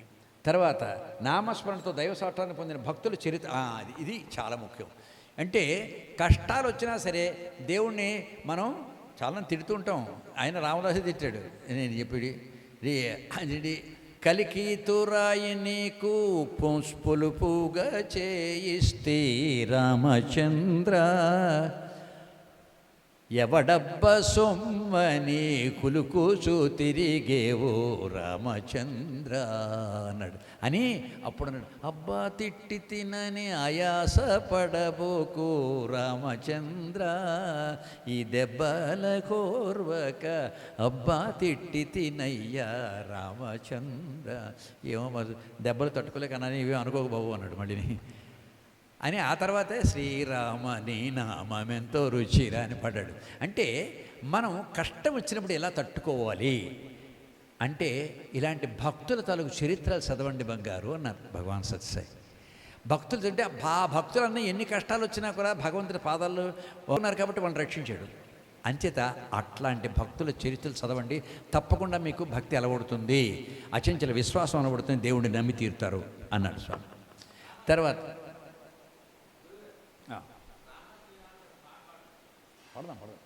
పడదాం కాక అప్పుడు రాగానే పడతాం. ఆజ్ఞాపాలన. సత్యసాయి భక్తులంతానే చూడండి ఏం చెప్పారు, భగవాన్ ఆదేశాన్ని పాటించాలి. ఆయన అనేకమైన చెప్పేశారు. ఆయన ఉపన్యాసాలు వినాలి, మనం ఆయన రాసినటువంటి పుస్తకాలు చదవాలి. చదివితే ఆయన ఏం చెప్పాడో మనకు తెలుస్తుంది. అంచేత వారి కృపలు అంటే ఏమని చెప్పారు ఆయన అంటే, వారి కృపలకు పాత్రలు కావాలంటే ఎలాగా అంటే సత్సంగంలో ఉండాలి. ఎప్పుడు చక్కగా సత్యసాయి భక్తులతో తిరగండి, నెంబర్ 1. రెండోది స్వామి బోధనలు పాటించాలి. ఇందాక చెప్పాను ఒకటి అట్లాంటివి. అలాగే ప్రేమ సేవ రెక్కలుగా, నామస్మరణే ప్రాణంగా, మానవ సేవే ఊపిరిగా జీవించాలి. ఇది ఉండాలి. ఇవి చాలా సులభంగా మీకు అర్థమయ్యే భాషలో రాశాను నేను. ఇవి అర్థం కాని భాషలో నేను రాయలా. ఇది మీరు తప్పకుండా ఆచరించి తీరాలి. మరి మీరు చేయగలిగిన సేవ చేయండి. ఎవరో ఏదో పెద్ద మేడ కట్టారట కట్టక్కలే, మీరు మందిరం కట్టక్కర్లేదు. ఇలాగే చిన్న చిన్న సేవలు చేయొచ్చు కదా. మీకు ఏది చేతనైతే యథాశక్తి అన్నారు భగవంతుడు, అట్లా చెయ్యండి అన్నారు. తర్వాత ఇంకేం చేయాలి, భగవన్నామస్మరణ. మానవ జాతికి అతి ముఖ్యమైన తరుణోపాయం భగవన్నామస్మరణ. కలిలో నామస్మరణము మందిర సందర్శనము 2 ఉన్నాయి. నామస్మరణ భజన చేసుకుంటే మా ఇంట్లో చేసుకుంటారండి. ఇది భజనకి ఎందుకు వెళ్ళడం, ఇక్కడ ఆ మందిరానికి ఉత్తిన సరదా కట్టారు ఈ మందిరం అంతా. ఎందుకు మందిరానికి వెళ్ళాలి అని చెప్పారు స్వామి. వేలాది మంది భక్తులు వచ్చి అక్కడ ప్రార్థిస్తారా నాయన, వైబ్రేషన్స్ ఉంటాయి, దాంతో నీకు కూడా భజన చెయ్యాలి, భజనకి అటెండ్ అవ్వాలి అనేటువంటి కోరిక కలుగుతుందిరా. అంచేత మందిరానికి రోజు ఇలా వెళ్ళిపోయి మందిరం భజన ఇప్పుడు గురువారం నాడు కదా అవుతుంది, సండే నాడు కదా అప్పుడు వెళ్తారు కాదు. ఇక్కడ బయటకు వెళ్ళిపోతుంటే లోపలికి రండి, నమస్కారం పెట్టి వెళ్ళండి, మరేం పర్వాలేదు. మందిర సందర్శనం ఏంటంటే స్వామి చెప్పినండి ఈ 2 చాలా ముఖ్యమని చెప్పారు. నామస్మరణ, మందిర సందర్శనము, ఈ 2. ఇంచేత దుఃఖ నివృత్తికి, ఆనంద ప్రాప్తికి స్మరణ మందిరములే శరణ్యములు అన్నారు. ఏంటన్నారు, దుఃఖ నివృత్తికి, ఆనంద ప్రాప్తికి. మీ దుఃఖం ఉంటే పోతుంది, ఆనందం వస్తుంది అని చెప్పారు. వానికంటే శ్రేష్టమైన ఆనంద మార్గములు, సుందరమైన మార్గములు, అనుభవ మార్గములు లేవన్నారు స్వామి. నామస్మరణ, మందిరానికి వెళ్ళటం. మందిరం ఉత్తినే కట్టించలేదు భగవంతుడు. ఎందుకు కట్టించాడండి, మీరు అందరూ వచ్చి కనీసం ఇక్కడ ప్రార్థిస్తారని కట్టించాడు. ఆ మందిరం ముందు నుంచి అలా వెళ్ళిపోకండి, కనీసం దండం పెట్టండి లోపలికి ఒక గడి వచ్చి. మందిర సందర్శనం చాలా ముఖ్యమని చెప్పారు భగవాన్ శ్రీ సత్యసాయి. తర్వాత నిస్వార్థ సేవ అంటే ఏంటండి, సేవను మించిన సుగుణం లేదు. సేవ ఏం చేస్తుందండి, అహంకారాన్ని. నా అంత గొప్పవాళ్ళు లేడంటారు. మా భజన సింగర్స్ ఉంటుంది, నా అంత గొప్పవాళ్ళు లేడని. చాలామంది మంచివాళ్ళు పాపం, వాళ్ళు మంచి గొప్పవాళ్ళని వాళ్ళేనా అనుకుంటారు మనం పొగడపోతే. అంతే కదండి, మనం పొగడపోతే వాళ్ళేనా అనుకుంటారు కదా. ఎంచేతంటే ఇప్పుడు మనం చాలా జాగ్రత్తగా ఉండవలసినటువంటిది. అహంకారం ఉండకూడదు. అహంకారం ఉన్నదా భగవంతుడు ఏం చేయడు, అణిచేస్తాడు అంతే. ఎవరికైనా సరే భగవంతుడికి ఏమీ తారతమ్యం లేదు. ఎవడు అహంకారి అయితే వాడిని మెల్లిగా అలా తొక్కెట్టే పెడతాడు పైకి రాకుండా. ఇది చాలా ముఖ్యం. అహంకారాన్ని నిర్మూలిస్తుంది. సేవ చేయగానే ఏమిటండి, ఎంచేత పుట్టపర్తిలో ఐఏఎస్ లాంటి వాళ్ళు ఏం చేస్తున్నారండి, హాయిగా చాలా చీపులు పట్టుకుని దురుస్తున్నారు. మళ్ళీ వాళ్ళు ఎంత అహంకారం వాళ్ళకి పోయిందండి సేవ చేయటం వల్ల. అమ్మో నన్ను మించిన వాళ్ళు లేడంటే లేక ఇక్కడికి వస్తే అమ్మో కలెక్టర్ గారు ఉన్నాడంటే, కానీ అక్కడ కుదరదే అది. అంచేత అహంకార నిర్మూలనకి సేవను మించినటువంటి సాధన లేదు బంగారు అన్నారు స్వామి. సేవను మించినటువంటి సాధన లేదు. సేవ చెయ్యండి. ఇప్పుడు భగవంతుడి దివ్యానుగ్రహం చేయకుందంటే నామస్మరణ సేవ, నామస్మరణ సేవ హాయిగా ఎంత చిన్న సేవ అయినా చెయ్యండి, పర్వాలేదు అని చెప్పి. మా నాన్నగారు అలా చేసేవారండి. ఎక్కడ ఎవరింట్లో కష్టం వచ్చిందని వాళ్ళు తెలిసినా తెలియపోయినా అక్కర్లేదు, ఎక్కడైనా కష్టం వచ్చిందంటే పరిగెత్తి వెళ్ళిపోయారు. ఎవరైనా చనిపోయారంటే వాళ్ళ ఇంటికి వెళ్ళిపోయి అక్కడ భగవద్గీత పట్టుకుని వెళ్ళిపోయి భగవద్గీత చదివేసి ఆఖరికి దహన సంస్కారాలని అయిన వరకు ఉండి వచ్చేవారు. భగవంతుడు ఏం చేశాడండి, ఆయన 99 సంవత్సరాలు బతికారు నాన్నగారు. బీపీ లేదు, షుగర్ లేదు, హార్ట్ అటాక్ లేదు, ఏమీ లేదు. 2004 సంవత్సరం సెప్టెంబర్ 13వ తారీఖు సాయంకాలం, 12వ తారీఖు సాయంకాలం కొన్ని పాటలు నేను రాసిన పాటలు స్వామి దగ్గర పాడాం. మన్నాడు ఉదయం కూడా పాడమన్నారు, పాడాం. మధ్యాహ్నం 2:30కి మాకు ఇంటర్వ్యూ ఇచ్చారు. ఇంటర్వ్యూ ఇచ్చే వరాలు జల్లే. ఇంకా అక్కడి నుంచి బట్టలు ఇచ్చారు, కాశ్మీర్ శాలువాలు ఇచ్చారు, తర్వాత ఆడపిల్లలందరికీ కూడా కంచిపట్టు చీరలు ఇచ్చారు. మా సాయంకాలం వచ్చి ఒక 40 వాచ్లు ఇచ్చారు, పెద్ద 80 డైమండ్స్ వాచ్లు, ఒక్కొక్కటి 40 వాచ్లు ఇచ్చారు. 20,000 రూపాయలు క్యాష్ ఇచ్చారు. ఎందుకు స్వామి అని అడిగితే బంగారు బట్టలు కుట్టించుకోండి బంగారు అన్నారు. అంటే స్వామి చాలా ఎక్కువ ఇచ్చారు స్వామి అన్నాను. మామూలు టీచర్ కుట్టించుకోకు, మంచి టీచర్ కుట్టించుకో అన్నారు భగవాన్ అని. తర్వాత ఒక సంచి ఇచ్చారు. ఆ సంచిలో ఒక కంచిపట్టు చీర మా అమ్మగారికి, మా నాన్నగారికి ఒక జలతిరి పంచి ఇచ్చి, ఇది అమ్మ నాన్నకి ఈ బంగారు, నువ్వు అమ్మ నాన్న బాగా చూసుకుంటున్నావు, నేను చూసుకుంటాను బంగారు అన్నారు. నేను చూసుకుంటాను, చూడండి జాగ్రత్తగా ఎలా చెప్పండి, అప్పుడు తప్పట్లు కొట్టకండి ఇంకా ఉన్న తర్వాత. ఇది నేను చూసుకుంటాను బంగారు అన్నారు. అమ్మా నాన్నకి స్వామి మర్చిపోలేదని చెప్పు అని చెప్పారు. సరే నేను వచ్చాను, నాన్నగారికి ఇచ్చాను, అన్నీ మర్చిపోయారు ఆయన. కానీ ఎప్పుడైతే స్వామి ఇచ్చిన జలతార పంచి ఇచ్చానో చూసుకుని ఒక మాట అన్నారండి నాతోటి, భగవంతుడు ఒక్కడే నిన్ను గుర్తుపెట్టుకుంటాడు రా, ఇంకెవడో గుర్తుపెట్టుకోవడం అంటే చూడండి అని.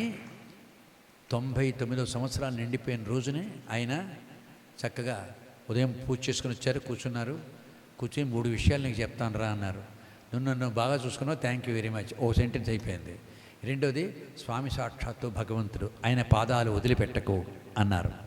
మూడోది ఏం చెప్పారంటే ఇంకా నన్ను డిస్టర్బ్ చేయకు అన్నారు. అని 9:15కి సాయీశ్వరాయ విద్మహే సత్యదేవాయ ధీమహి తన్న సర్వప్రచోద మొదలుపెట్టారు. 10:15కి స్వామిలో ఐక్యమైపోయారు. అట్లాంటి చావు నేను ఎవరికీ చూడలేదండి, అంత అద్భుతమైన చావు. అటువంటి మరణం నేను ఎక్కడ చూడలేదు. మా అమ్మగారు 93 సంవత్సరాల వయస్సులో, ఆవిడకి బీపీ లేదు, షుగర్ లేదు, హార్ట్ అటాక్ లేదు, ఏం లేదు. మా సిస్టర్స్ వాళ్ళు అందరూ వస్తే ఏదో మాట్లాడుతుంటే, మొన్న మాట్లాడకండి, నన్ను మాట్లాడించకండి, నా టైం వృధా చేయకండి అని హార్మోని పెట్టుకున్నారు. నేను బంద్ చేసుకుంటే మీరు కూడా బంద్ చేయండి అన్నారు. అని 12:30 నుంచి సాయంత్రం 6:30 వరకు 6 గంటలు అట్లా వాయించుకుంటూ భజన చేసి ఆఖరిని నన్ను పిలిచి మంచి స్వామికి ఇష్టమైన పాట పాడుతాను రా అని మధువన సంచారి శ్యామమూరారి పాట పాడుతూ స్వామిలో ఎక్కువైపోయారు. నేను ప్రేమ ఉండాలి, దయ ఉండాలి, త్యాగం ఉండాలి, కొంచెమైనా సాక్రిఫైస్ చేయగలగాలి. అట్లా ఉంటేనే సేవ అనేది సక్సెస్ఫుల్ అవుతుంది. ఈ 3 గుణాల్లో ఉన్నటువంటి సేవ తప్పకుండా చేయండి, స్వామి యొక్క దివ్యానుగ్రహం వస్తుంది మీకు. తర్వాత ఇప్పుడు ప్రభు సన్నిధానం ఏంటండి, పుట్టపర్తిలో సేవ చేయమంటే సాధారణంగా నెక్స్ట్ ఇయర్ వెళ్తారండి తప్పకుండాను. ఇప్పుడు చెప్పారు ఆయన అంటే నెక్స్ట్ ఇయర్ వెళ్తారంటాడు. చాలామంది చూడండి టౌన్లోంచి ఎప్పుడు పంపించినా 200 మందిని పంపించమంటున్నాం అనుకోండి, శ్రీకాకుళం నుంచి ఓ 100 మందో 130 మందో 140 మందో 160 మందో వెళ్తారు. ఒకప్పుడు తక్కువ అయిపోతుంటారు. కానీ గిరిజన ప్రాంతాల్లో 300 మందిని పంపించమన్నారు. 300 మంది నుంచి గిరిజనులు పంపించమంటే 1500 మంది వెళ్ళారు. ఇప్పుడు వాళ్ళ మీద అనుగ్రహం కురిపిస్తే మన మీద ఎక్కడ చూపిస్తారు దేవుడు చెప్పండి. మరి 92 జన్మదినోత్సవానికి 1500 గిరిజనులు, విశాఖ గిరిజనులు అందరూ వెళ్ళారు. అక్కడే ఎంత సేవ చేశారు వాళ్ళు ఒకటే అంటే స్వామి దేవుడు అంతే, స్వామి దేవుడు అనే నమ్మకమే అంతే, ఇంకేం లేదు వాళ్ళకి. అది అట్లాంటి అమాయకమైనటువంటి విశ్వాసం ఉండాలి భగవంతుడి మీద మనకి. పెంచే తర్వాత పరమాత్మకి మనకి ఏంటంటే 2 విషయాలండి. ఏకాగ్రత, కాన్సన్ట్రేషన్. ఏది చేసినా కాన్సన్ట్రేషన్ చేయలేదు. భజన సింగర్స్ ముందు చెప్తున్నాను, ఏకాగ్రతతో చెయ్యాలి, అది చిత్తశుద్ధితో చెయ్యాలి.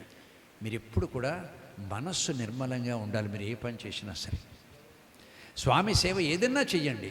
మీరు నేర్చుకుని మీరు పాడొద్దని ఎవరైనా పాడొచ్చు భజనలు, కానీ చక్కగా సాధన చేసి పాడండి.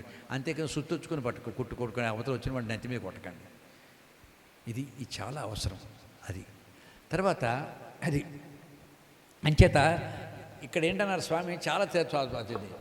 ఎవరు నాయన భగవంతుడి అనుగ్రహం వస్తుందో లేదో అని చాలా ఎక్కడో ఉన్నాడు భగవంతుడు అంటే స్వామి అన్నారు 15 పైసలు స్టాంప్ అంటిస్తే చిన్న కార్డు ముక్క కలకత్తా బొంబాయి వెళ్ళిపోతున్నారు నాయన, 15 అంశాలు. అలాగే మీరు ఏమిటన్నారు, స్మరణ అనేటటువంటిది స్టాంపు, అది మళ్ళీ అలా మననం చేయడం అనేటటువంటిది మనకి దాని చిరునామా అన్నారు, అడ్రస్. స్మరణము మననము అంటే స్మరణ చేస్తుండడం, మననం అంటే అదే అలా రిపీట్ చేస్తూ ఉండటం. అట్లా చేయండి. ఈ రెండూ చేశారు అనుకోండి, అప్పుడు ఏం చేస్తుంది, నామాన్ని స్మరించండి, రూపాన్ని ధ్యానించండి. నామాన్ని స్మరించండి, రూపాన్ని ధ్యానించండి. ఈ రెండు చేయండి చాలు. చేస్తే దైవానుగ్రహం అఖండంగా లభిస్తుంది మనకి.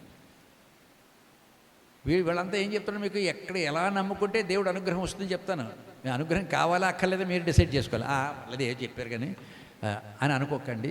భగవంతుని అనుగ్రహం లభిస్తే అడుగడుగునా కూడా మీరు ఎంతో సుఖశాంతులతో ఆనందంగా ఉంటారు. మీరు తప్పుడు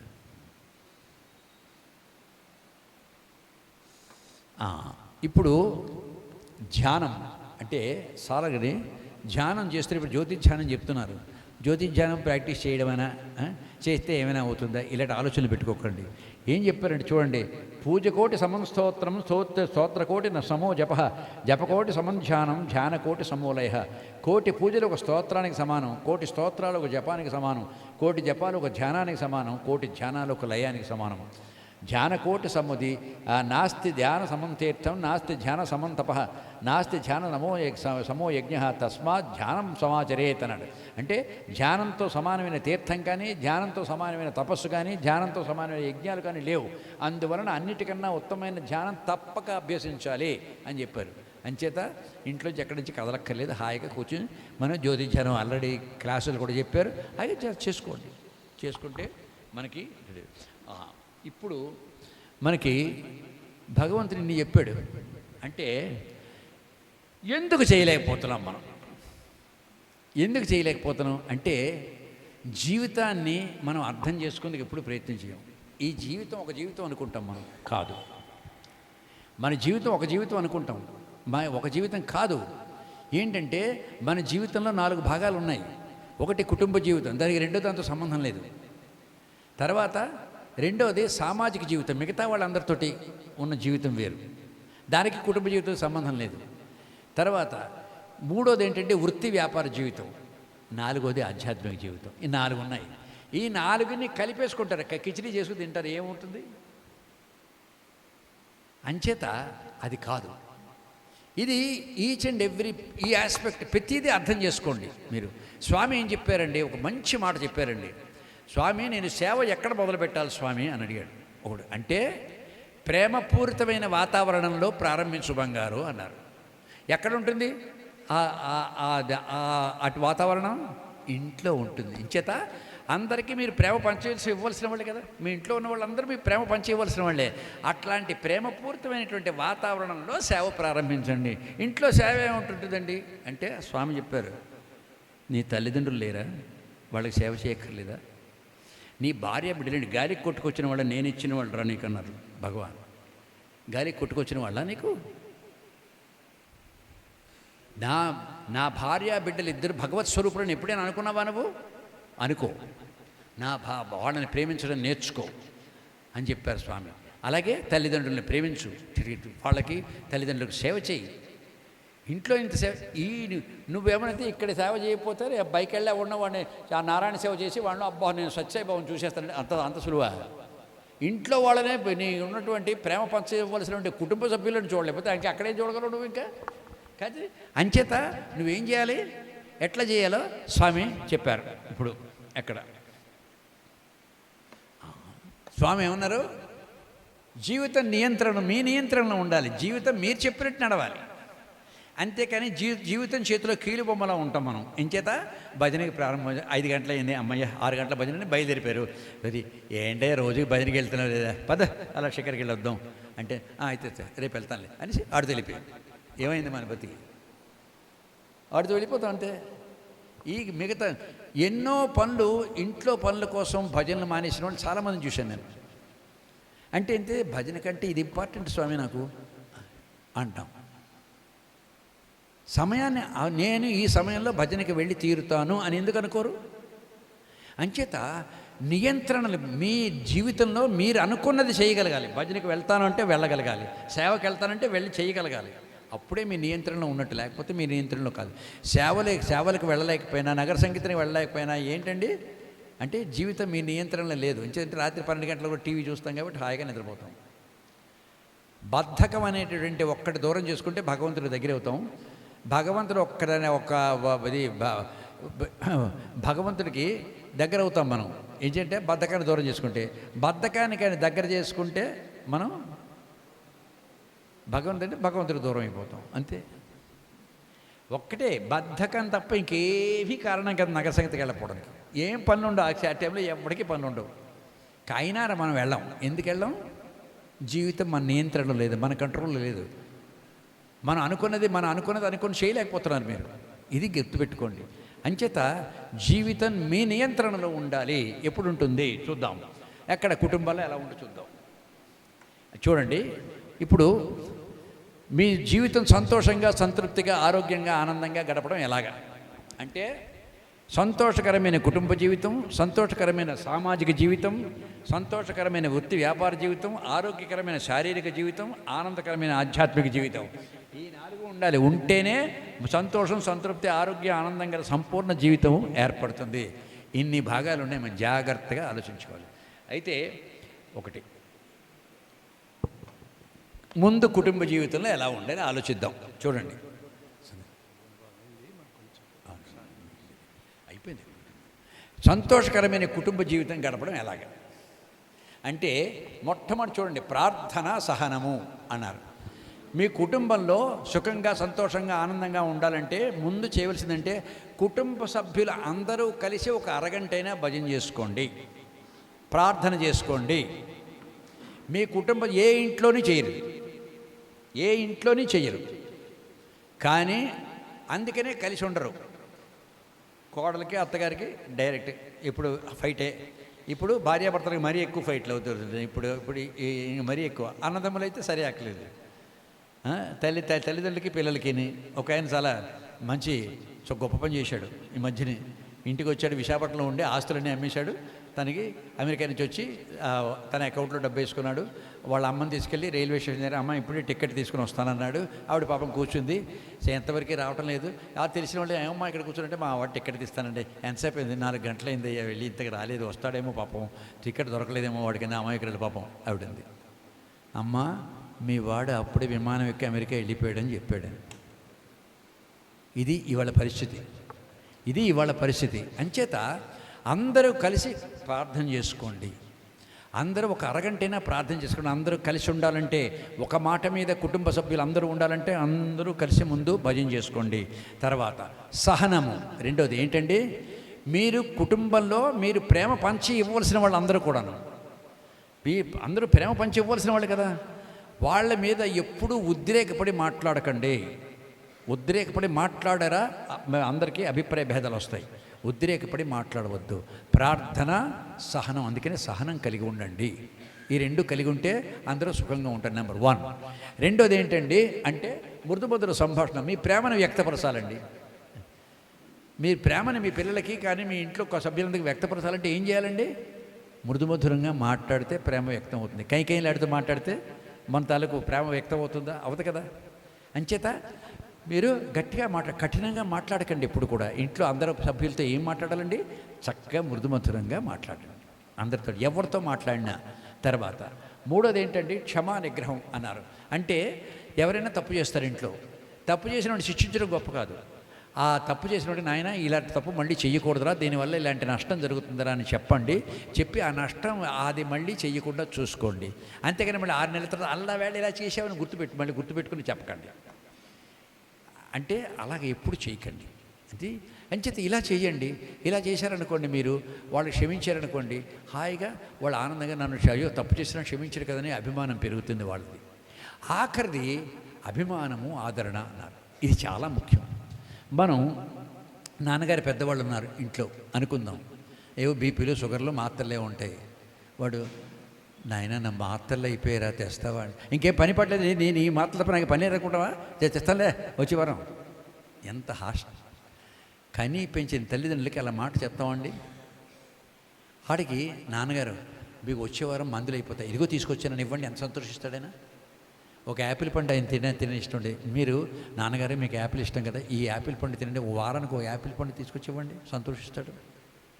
నాన్నగారు ఈ రామాయణం చదువుతాను వింటారా, పక్కన కొంచెం చదవండి, ఎంత సంతోషిస్తాడు. మీ ప్రేమను ఎలా వ్యక్తపరచగలరు, ఇలా వ్యక్తపరచాలి, ఎప్పుడు కూడా అలా వ్యక్తపరచాలి. భార్య పుట్టినరోజు వచ్చిందండి, ఏమండి నా పుట్టినరోజు వస్తుంది, చీర కొనుక్కోనండి.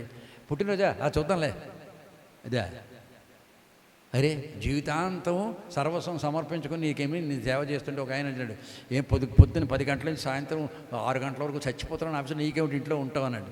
ఒరే నీ జీవితం 10 గంటల 10 నుంచి 6 వరకు నీ ఉద్యోగం, నా ఉద్యోగం తెల్లారితే 5 గంటల నుంచి రాత్రి 10 గంటల వరకు ఉన్నది అన్నాడు కదా. అది ఎవడైనా రిలీజ్ చేస్తున్నాడు, ఎంతమంది రిలీజ్ చేయలేదు. అది భార్యకు ఉన్నటువంటి కష్టాన్ని రిలీజ్ చేయని వాళ్ళు చాలామంది ఉన్నారు. ఇంత పెద్ద ఇక్కడ పూతికి పూలు తీసి మా అటుపక్క పెట్టరు, అన్నీ ఆవిడే చేసుకోవాలి ఇంట్లోనే. ఇలా కాకుండా మీరు ఏం చేస్తారు, అంచేత అభిమానం అంటే భార్య కష్టపడుతుంది చూడండి. పిల్లలు ఇక్కడ నాన్న బూట్లు చిరిగిపోయినా అన్న అంటే ఆడి బూట్లు చిరిగిపోయే వరకు పట్టించుకోవా అంటే వాడి మీద ఏం ప్రేమ ఉన్నట్టు నీకు. నైనా నేను కొంటాను రా, నాన్న నీ బూట్లు పాడైపోతుందిరా నేను కొంటాను రా ముందేనండి, వాడు ఎంత సంతోషిస్తాడు. నాన్న పెన్ను కావాలి 10 రూపాయలు ఇవ్వవా అంటాడు. ఒరే చదువుకునే పిల్లడు నువ్వు 4 పెన్నులు కొని ఇంట్లో పెట్టలేవా. మీ ఇలాగా ఎవరి అవసరాలకు మిమ్మల్ని అడగవలసిన అవసరం లేకుండా ముందే మీరు రిలీజ్ చేసి చేయడమే, దట్ ఈస్ లవ్. అదే మీ ప్రేమను వ్యక్తపరచడం అంటే అదే. అప్పుడే మీరు అలాగా చేయగలిగితే మీరు కుటుంబంలో హ్యాపీగా ఉంటారు, చాలా సుఖంగా శాంతిగా ఉంటారు ఇంట్లో అందరూ. ఇంకా చెప్పారు మనం, ఇంకా కొన్ని ఉన్నాయి మనకి చూడండి. అందరూ కలిసి ప్రార్థన చేయండి, అందరూ కలిసి భోజనం చేయండి, అందరూ కలిసి ఆరోగ్యంగా ఉండండి, అప్పుడు ఆనందంగా ఉంటారు ఇంట్లోనే. ఇవాళ ఏంటంటే ఉదయం 9 గంటల కూడా 10 గంటల కూడా 12 గంటల కూడా ఇలా భోజనాలు చేస్తారండి. వీళ్ళిద్దరి మధ్యన అనుబంధం పెరగమంటే ఎలా పరిగెడుతుంది. అందరూ నవ్వుకుంటూ చక్కగా కూర్చుని భోజనం చేయాలి, అట్లాంటి సమయం పెట్టాలి. తర్వాత ఏంటంటే పక్కవాడితో ఇంకా సామాజిక జీవితం ఉంది అంటే మిగతా వాళ్ళతో ఉండాలి. ఎలాగా వాళ్ళతో సుఖంగా శాంతిగా ఆనందంగా ఉంటే అనుకోండి. ఏంటిని ఇవాళేమో వదిలిగారు అనుకుని మన్నాడామా ఆవిడ ఇలాంటిదండి అని అనుకోండి. తర్వాత అంటే ఎప్పుడూ సహాయపడు, ఎవరిని బాధ పెట్టకు, హెల్ప్ ఎవర్ హర్ట్ నెవర్ అన్నారు. అంటే ఎప్పుడూ కూడా ఇతరులని గాయపరిచే మాటలు మాట్లాడకండి, ఇతరులని గాయపరిచేటువంటి పనులు చేయకండి. ఏం చేద్దంటే మీరు 2 రాళ్ళు ఇస్తే 4 రాళ్ళు ఇసరగలరు అట్టించండి. బీ కేర్ఫుల్, అది గుర్తుపెట్టుకుంటూ ఉండాలి. తర్వాత మంచి చెయ్యి, మంచిగా ఉండు. మంచి చెయ్యి, మంచి చేయండి కానీ మంచిగా ఉన్నట్టు అందరికి కనిపించాలట. ఇంచేత మీరు మంచిగా ఉన్నట్టు కనిపిస్తే మిగతా వాళ్ళందరూ కూడా అయ్యో వీళ్ళిద్దరు బాగా ఉన్నారు, ఫ్రెండ్స్ అయిపోతారేమో, మన దూరం వెళ్ళిపోతామో వాళ్ళు ఫ్రెండ్షిప్ చేసుకుంటారు. అంచేత ఏమండి ఆ ఫోటో ఎవరు చెప్పగల, ఆవిడన్నా చూడండి చక్కగా పెద్ద బొట్టు పెట్టుకుని ఎవరు చెప్పగలరా, ఎవరైనా చెప్పగలరా లేడీస్? ఎవరండి ఆవిడ? చాలా గొప్ప ఆవిడ, గొప్ప పేరున్న ఆవిడ. Wonderful, it's correct, she is Dokka Seethamma గారు ఆవిడ ఏంటి. అంచేత పవన్ కళ్యాణ్ గారు వచ్చి చాలా మంచి మాట చెప్పారు. అన్న క్యాంటీన్ ఏంటయ్యా, అన్నకేంటండి సీతమ్మ డొక్కా సీతమ్మ క్యాంటీన్ అని పెట్టవయ్యా అన్నారు. లక్షలాది మందికి భోజనం పెట్టింది. అక్కడి నుంచి బ్రిటిష్ చక్రవర్తి ఆయన తాలూకు పట్టాభిషేకానికి ఇన్విటేషన్ వచ్చింది ఆవిడకి. ఒరి నీ పట్టాభిషేకానికి నేను ఈ లండన్ వస్తే ఇక్కడ అన్నవాడు పెడతాడు రా అని వెళ్ళలేదు ఆవిడ. అంతే, అంత గొప్ప, చాలా చాలా గొప్ప పుణ్యస్త్రీ ఆవిడ చాలా. తర్వాత అంటే మంచి చెయ్యి, మంచి చేయండి, మంచిగా ఉన్నట్టు కనిపించండి కూడాను. ఆ ఎఫెక్ట్ అది మిగతల మీద ఉంటుంది. తర్వాత చిరునవ్వు త్యాగం అన్నారు. ఎప్పుడు కూడా ఎవరితో మాట్లాడినా 10 లక్షల రూపాయలు లాటరీ పోయిన వాళ్ళ మొహం పెట్టి మాట్లాడకండి. ఎలా మాట్లాడాలండి? చక్కగా చిరునవ్వు నవ్వుతూ మాట్లాడాలి. Smile a while you smile another smile so on that be miles and miles of smiles అన్నాడు. అంచేత చక్కగా నవ్వుతూ మాట్లాడండి. మనం మాట్లాడితే ఇతరులు కూడా నవ్వుతారు. అట్లాగా ఒక నవ్వుల తోరణం ఏర్పడుతుంది అన్నాడు. ఎందుకు నవ్వాలంటే ఆ స్వామి చెప్తారు, చాలా మంచి మాట చెప్పారండి. ఎందుకు నవ్వాలంటే స్మైల్ ఈ the signature of God on your face అన్నారు. అంటే చిరునవ్వు అంటే భగవంతుడు నీ ముఖం మీద చేసిన సంతకం రాయిదే అన్నాడు. భగవంతుడు సంతకం రాదే అన్నాడు చిరునవ్వు. And peace in the heart starts with the smile and the face. అంటే ప్రశాంతంగా మీరు ఎప్పుడండి మనసు ప్రశాంతంగా ఉన్నట్టు ఎలా తెలుస్తుందండి మీకు? అంటే మీరు చిరునవ్వు నవ్వుంటే ముఖం మీద మనసులో ప్రశాంతంగా ఉన్నారని తెలుస్తుంది. అంచేత మీరు ఎప్పుడు కూడా 10 లక్షల లాటరీ పోయిన వాళ్ళకి ఎప్పుడు మా మొహం పెట్టుకోకండి, ఎప్పుడు చిరునవ్వు నవ్వుతూ ఉండండి బంగారు అని చెప్తారు స్వామి. అంచేత త్యాగం, చిన్న చిన్న త్యాగాలు అంటే చిన్న అంటే ఎట్లా చేయడం అంటే ట్యాప్ కట్టారండి. మీ ఇంట్లో ట్యాప్ ఉంది, వచ్చింది 8 గంటలకు కట్టేశారు. ఎందుకైనా మంచిదని 10 బాల్టీలు పట్టేసుకున్నారు మీరు. ఏమో ఎందుకైనా మంచిది ఏమో రేపు రాకపోతేనే ట్యాపు అని 10 బాల్టీలు పట్టుకున్నారు. పక్కింటి వాడు 8 గంటలు తర్వాత వచ్చాడు. ఏమండి ట్యాప్ కట్టేసారు, నాకు బాల్టీ నీళ్ళు ఎవరంటే మాకే సరిపోవండి అని అనకండి, ఒక బాల్టీ నీళ్ళు ఇవ్వండి పర్వాలేదు. అది ఆ విధంగా సహాయం చేయండి, పక్కింటి వాడికి సహాయం చేయండి. అట్లా చేస్తే వాడు కూడా సరిపోతున్న చేస్తాడు. అట్లాంటి చిన్న చిన్న త్యాగాలు చేయవలసినటువంటి అవసరం ఉంది. తర్వాత లవ్ ఆల్ సర్వ్ ఆల్, అందరినీ ప్రేమించు, అందరినీ సేవించంటే ఏం చేయాలి? ఏమండి ఇది చాలా అవసరం, గుర్తుపెట్టుకోవాల్సింది. మన అబ్బాయి 50 మార్కులతో వేసాడు, 40 మార్కులతో వేసాడండి 10th క్లాసు. పక్కవాడికి స్టేట్ ఫస్ట్ వచ్చిందండి, పక్కవాడి కొడుక్కి. అప్పుడు ఎంతమంది వెళ్ళి అయ్యా మీ వాడికి స్టేట్ ఫస్ట్ వచ్చిందా, కంగ్రాచులేషన్స్ అండి అని చెప్పి వాడికి ఓ బిస్కెట్ ప్యాకెట్ చేతులు పెట్టిరా? పెట్టం. అమ్మ మన వాడికి రాలేదు, వాడికి ఎలాగ వచ్చింది అని ఏడుపు, ఆ ఏడుపు తీసిపెట్టి వాడు సరే చక్కగా వాడిని కూడా సంతోషించండి. వాడికి అందుకే వాడు ఎంత సంతోషిస్తాడు, ఆ తల్లిదండ్రులు ఎంత సంతోషిస్తారు. అంచేత అట్లా అభినందించడం నేర్చుకోండి అన్నారు. పక్కవాడి ఇంట్లో ఎవడో బాగోలేదు, ఏమండి మీ అబ్బాయికి బాగుందా అని ఒక్క కబురు మాట్లాడండి అంటే వాడు ఎంత సంతోషిస్తాడు.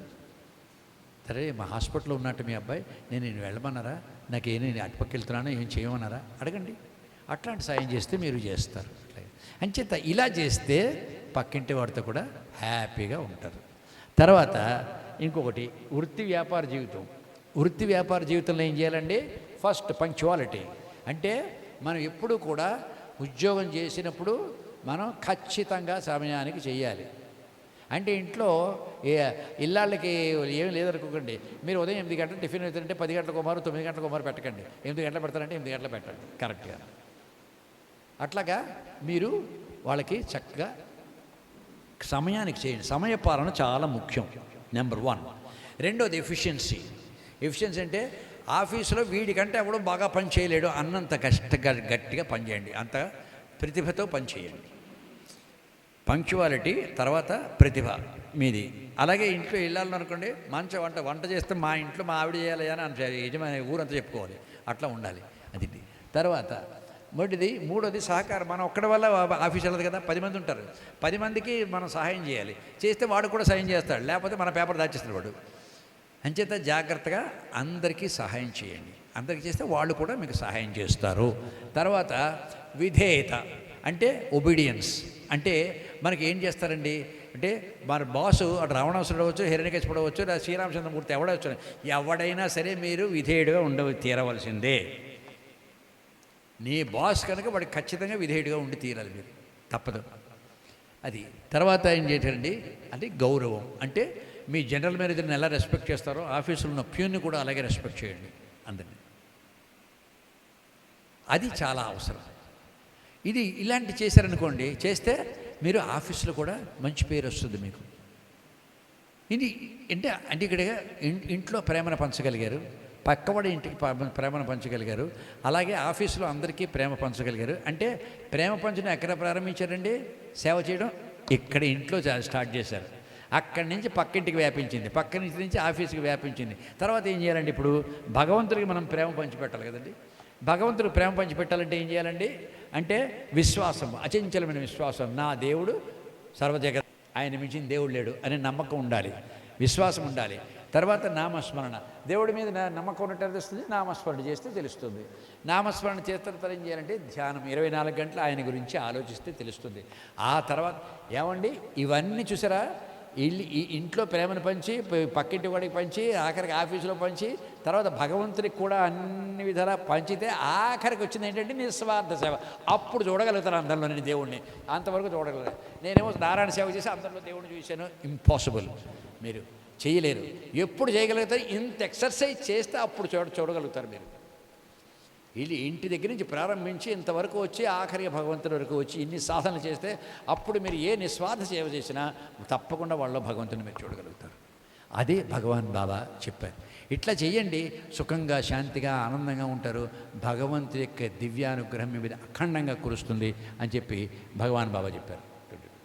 అంటే చూడండి, సంతోషకరమైన కుటుంబ జీవితం, సంతోషకరమైన సామాజిక జీవితం, సంతోషకరమైన వృత్తి వ్యాపార జీవితం, ఆనందకరమైన ఆధ్యాత్మిక జీవితం, ఇవి మాత్రమే సంతోషం, సంతృప్తి, ఆనందగల పూర్ణ జీవితాన్ని ఇవ్వగలవా?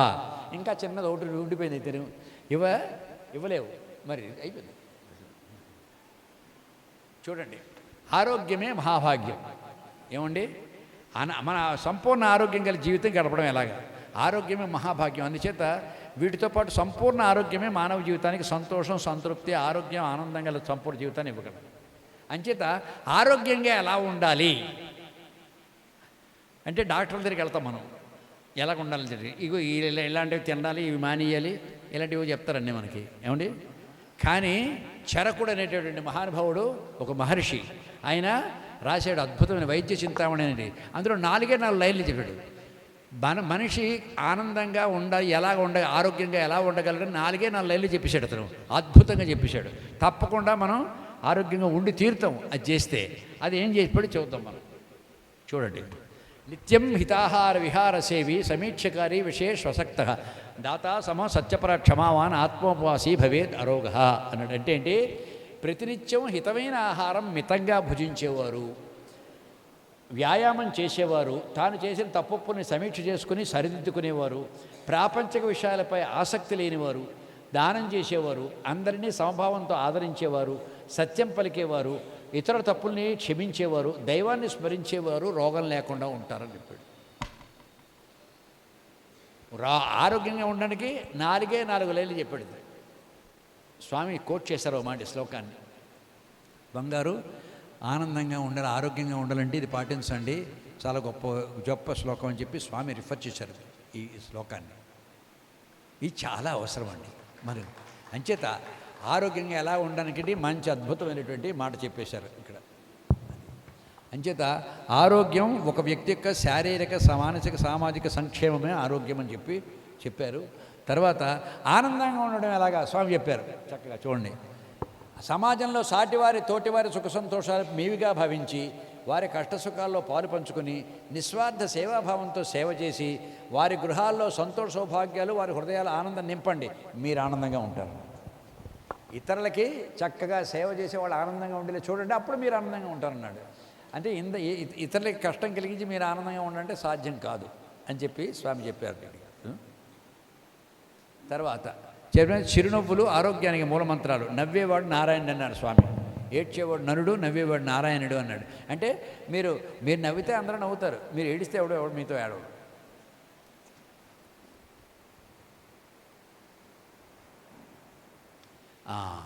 సత్యసాయి భక్తులతో కనీస దైనందిన కనీసం కొంచెమైనా సాధన చేయాలి. తెల్లవారుజామున ఓంకారము, సుప్రభాతం, 3 భజన పాటలు, 21 మార్లు సాయి గాయత్రి స్మరణం. మార్నింగ్ 5 గంటలకి, 7 గంటలకి సత్యసాయి అష్టోత్తర శతనామాల పఠనం. పెద్ద పూజలు చేసినా చేయకపోయినా అష్టోత్తరాలు చదవండి. లిఖిత జపం 108 మార్లు రాయండి, 10 నిమిషాలుగా ఇట్టు పట్టదు. తర్వాత సత్యసాయి సాహిత్య పఠనం ఒక 10 నిమిషాలు 20 నిమిషాలు చేయండి. తర్వాత ఆఖరిని రాత్రి 7 PM ఒక అరగంట సేపు అయినా కుటుంబ సభ్యులు అందరూ కలిసి భజన చేయండి. అట్లా చేస్తే మీరు ఆనందంగా ఉంటారు, స్వామి యొక్క అనుగ్రహం వస్తుంది.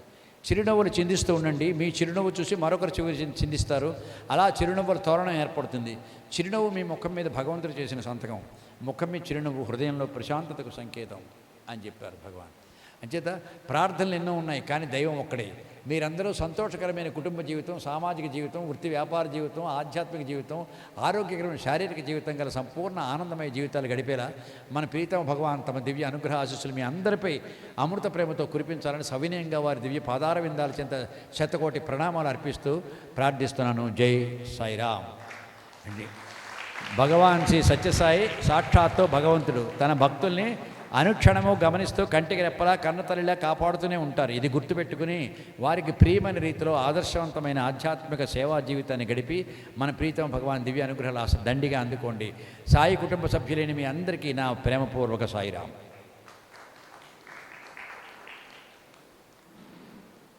జై సాయిరాం. అదండి, ఇవి అంటే స్వామి లీలలు మహిమలు చెప్పుకెళ్ళిపోతే బాగా తప్పట కొడతారు, కానీ ఇది మీకు ఉపయోగం. మీరు కుటుంబంలో సుఖంగా శాంతిగా ఆనందంగా ఎలా ఉండాలి, భగవంతుడి యొక్క అనుగ్రహం ఏం చేస్తే వస్తుంది అని చెప్పాను. మీరు ఇది పాటిస్తారని చెప్పి నేను నమ్ముతాను. భజన సింగర్స్ అందరికీ నమస్కారం పెట్టి ఒకటి తెలిసేస్తాను, సాధన చెయ్యకుండా పాడకండి, అంతకంటే ఘోరమైన పాపం మరొకటి లేదు. దయచేసి మీకు చెప్పేస్తానండి క్లియర్గా. సాధన చేసి పాడండి, చిన్న చిన్న 4 లైన్ల పాటలు పాడండి. చక్కగా నీకు కావాలంటే 830 పాటలు ఉన్నాయి, నేను ఇస్తాను. చిన్న చిన్న పాటలు చక్కగా పాడండి. నలుగురు అనుసరించగలిగిన పాటలే పాడండి. పాడలేని పాటలు దయచేసి పాడకండి. అందరూ తప్పట్టు కొడుతూ హాయిగా బగ్గా చేయాలి. అట్లా చేస్తే వాళ్ళని కూడా సుఖంగా సంతోషంగా స్వామి దగ్గరికి తీసుకెళ్ళేటువంటి మహాపుణ్యం మీకు వస్తుంది. అది గుర్తుపెట్టుకోండి. సాధన చెయ్యండి. తప్పులు పడుతుంది, ఎవరినైనా తెలిసిన వాళ్ళని కొత్త పాట నేర్చుకుంటే అయ్యా నేను తప్పు పడుతున్నా రైట్ పడుతున్నా అడగండి, తెలుసుకోండి, సరిదిద్దుకోండి. అది చక్క ఓంకారం 108 మాటలు చేయండి. ఏ సింగర్ కూడా 108 మాటలు ఓంకారం చేస్తే మీ గొంతు బాగుంటుంది. గొంతు బాగుంటేనే బాగా పాడగలరు. జై సాయిరామ్. వ్యాస పూర్ణిమ సందర్భంగా గురోర్గురు అనే కార్యక్రమాన్ని మనకి మన ప్రియతమ భగవాన్ శ్రీ సత్యసాయి బాబా వారు ఈరోజు అందించారు. శ్రీ సత్యసాయి సేవా సంస్థలు ఆంధ్రప్రదేశ్ రాష్ట్ర భజనలు సాంస్కృతిక కార్యక్రమాల రాష్ట్ర ఇన్ఛార్జ్ మరియు భగవాన్ శ్రీ సత్యసాయి బాబా వారి దివ్య సమక్షంలో లెక్కకు మిక్కిలి నాటికలు, ఏకాంకికలు, అద్భుత కీర్తనలు, బాబావారి అవతార వైభవాన్ని వేనోళ్ల కొనియాడుతూ భక్తిరస గీతాలు, గేయాలు ఒకటేమిటి ఎన్నెన్నో సాంస్కృతిక కార్యక్రమాలను అందించి స్వామివారి అయిట ప్రదర్శించి స్వామివారి అపార అనుగ్రహ ఆశీస్సులు అందుకొని తరించిన భాగ్యశాలి, పుణ్యశీలి, ఆనందరూపి వేదమూర్తులైన బ్రహ్మశ్రీ మల్లా జోస్యుల సూర్యప్రకాశరావు గారు, అదే మన ఎంఎస్పి గారు, వారికి భగవాన్ శ్రీ సత్యసాయి బాబా వారి దివ్య అనుగ్రహ ఆశీస్సులు ఎల్లప్పుడూ దండిగా ఉండాలని మనందరం హృదయపూర్వకంగా ప్రార్థిస్తూ వారికి స్వామివారి దివ్య రక్షని అందించవలసిందిగా మన జిల్లా అధ్యక్షుల వారిని, జిల్లా సేవా సమన్వయకర్తని, మా జిల్లా స్కిల్ డెవలప్మెంట్ ఇన్ఛార్జి గారిని, అలాగే శ్రీ సత్యసాయి సేవా సమితి బ్యాంకర్స్ కాలనీ కన్వీనర్ గారు ప్రసాదరావు గారు, ఇతర పెద్దలు అందరూ కూడా ఓం శ్రీ సాయిరామ్. పూజ్యులు వేదమూర్తులు బ్రహ్మశ్రీ మల్లా జోష్యుల సూర్యప్రకాశరావు గురువరేణ్యులకు గురు పూర్ణిమ శుభాభినందన చందనము. ప్రపంచవ్యాప్తంగా ఉన్న శ్రీ సత్యసాయి కుటుంబీకులందరికీ ఎంఎస్పిగా సుపరిచితులైన బ్రహ్మశ్రీ ఎంఎస్ ప్రకాశరావు గారు భగవాన్ బాబా వారి పరిపూర్ణ అనుగ్రహ ఆశీస్సులు పొందిన భక్తవరేణ్యులు. శ్రీమాన్ మల్లా జోష్యుల ధీమంతులు సూర్యనామ దాక్షిణ్య నిధుల్ ప్రేమాన్విత సుప్రకాశకులు కోమల హృదయాంతరంగ కార్యోన్ముఖులే. అంగుళీకములిచ్చి ఆదరించి స్వామి ఆనంద పరవశము అందజేసే నాటకాంశములను నాణ్యంగా జతకూర్చి సారాంశమరంగ సొంపు చేసే గతి తప్పకుండగా కథ నడుపు విధము చెల్లునయ్య స్వామి సంతసించు నిలయాన సంబరం కొలువు తీరిన ఎట్లు ముగ్ధులై భక్తులు మురిసిపోవ పండగ సందడి పర్తియాత్రలలోన బాలబాలికలలోన జాలువారే పల్లకీ పాటల ప్రకాశరావని. భగవాన్ బాబా వారిని పల్లకీ పాటల ప్రకాశరావు ఏడి అనేవారు. పల్లకీ పాటల ప్రకాశరావని పలికెను మిము సాయి పరవశించి ప్రేమ సేవ అంకిత భావ నివేదన ఆత్మార్పణము చేసినావేమో. ఈరోజు శ్రీకాకుళం పట్టణములో బ్యాంకర్స్ కాలనీ సాయి బృందావనములో భగవాన్ శ్రీ సత్యసాయి బాబా వారి దివ్య దర్శనాన్ని మనందరికీ అందించారు. భగవాన్ బాబా వారి ఆశీస్సులతో మన ఎంఎస్పి గారు. లోకరక్షకుండు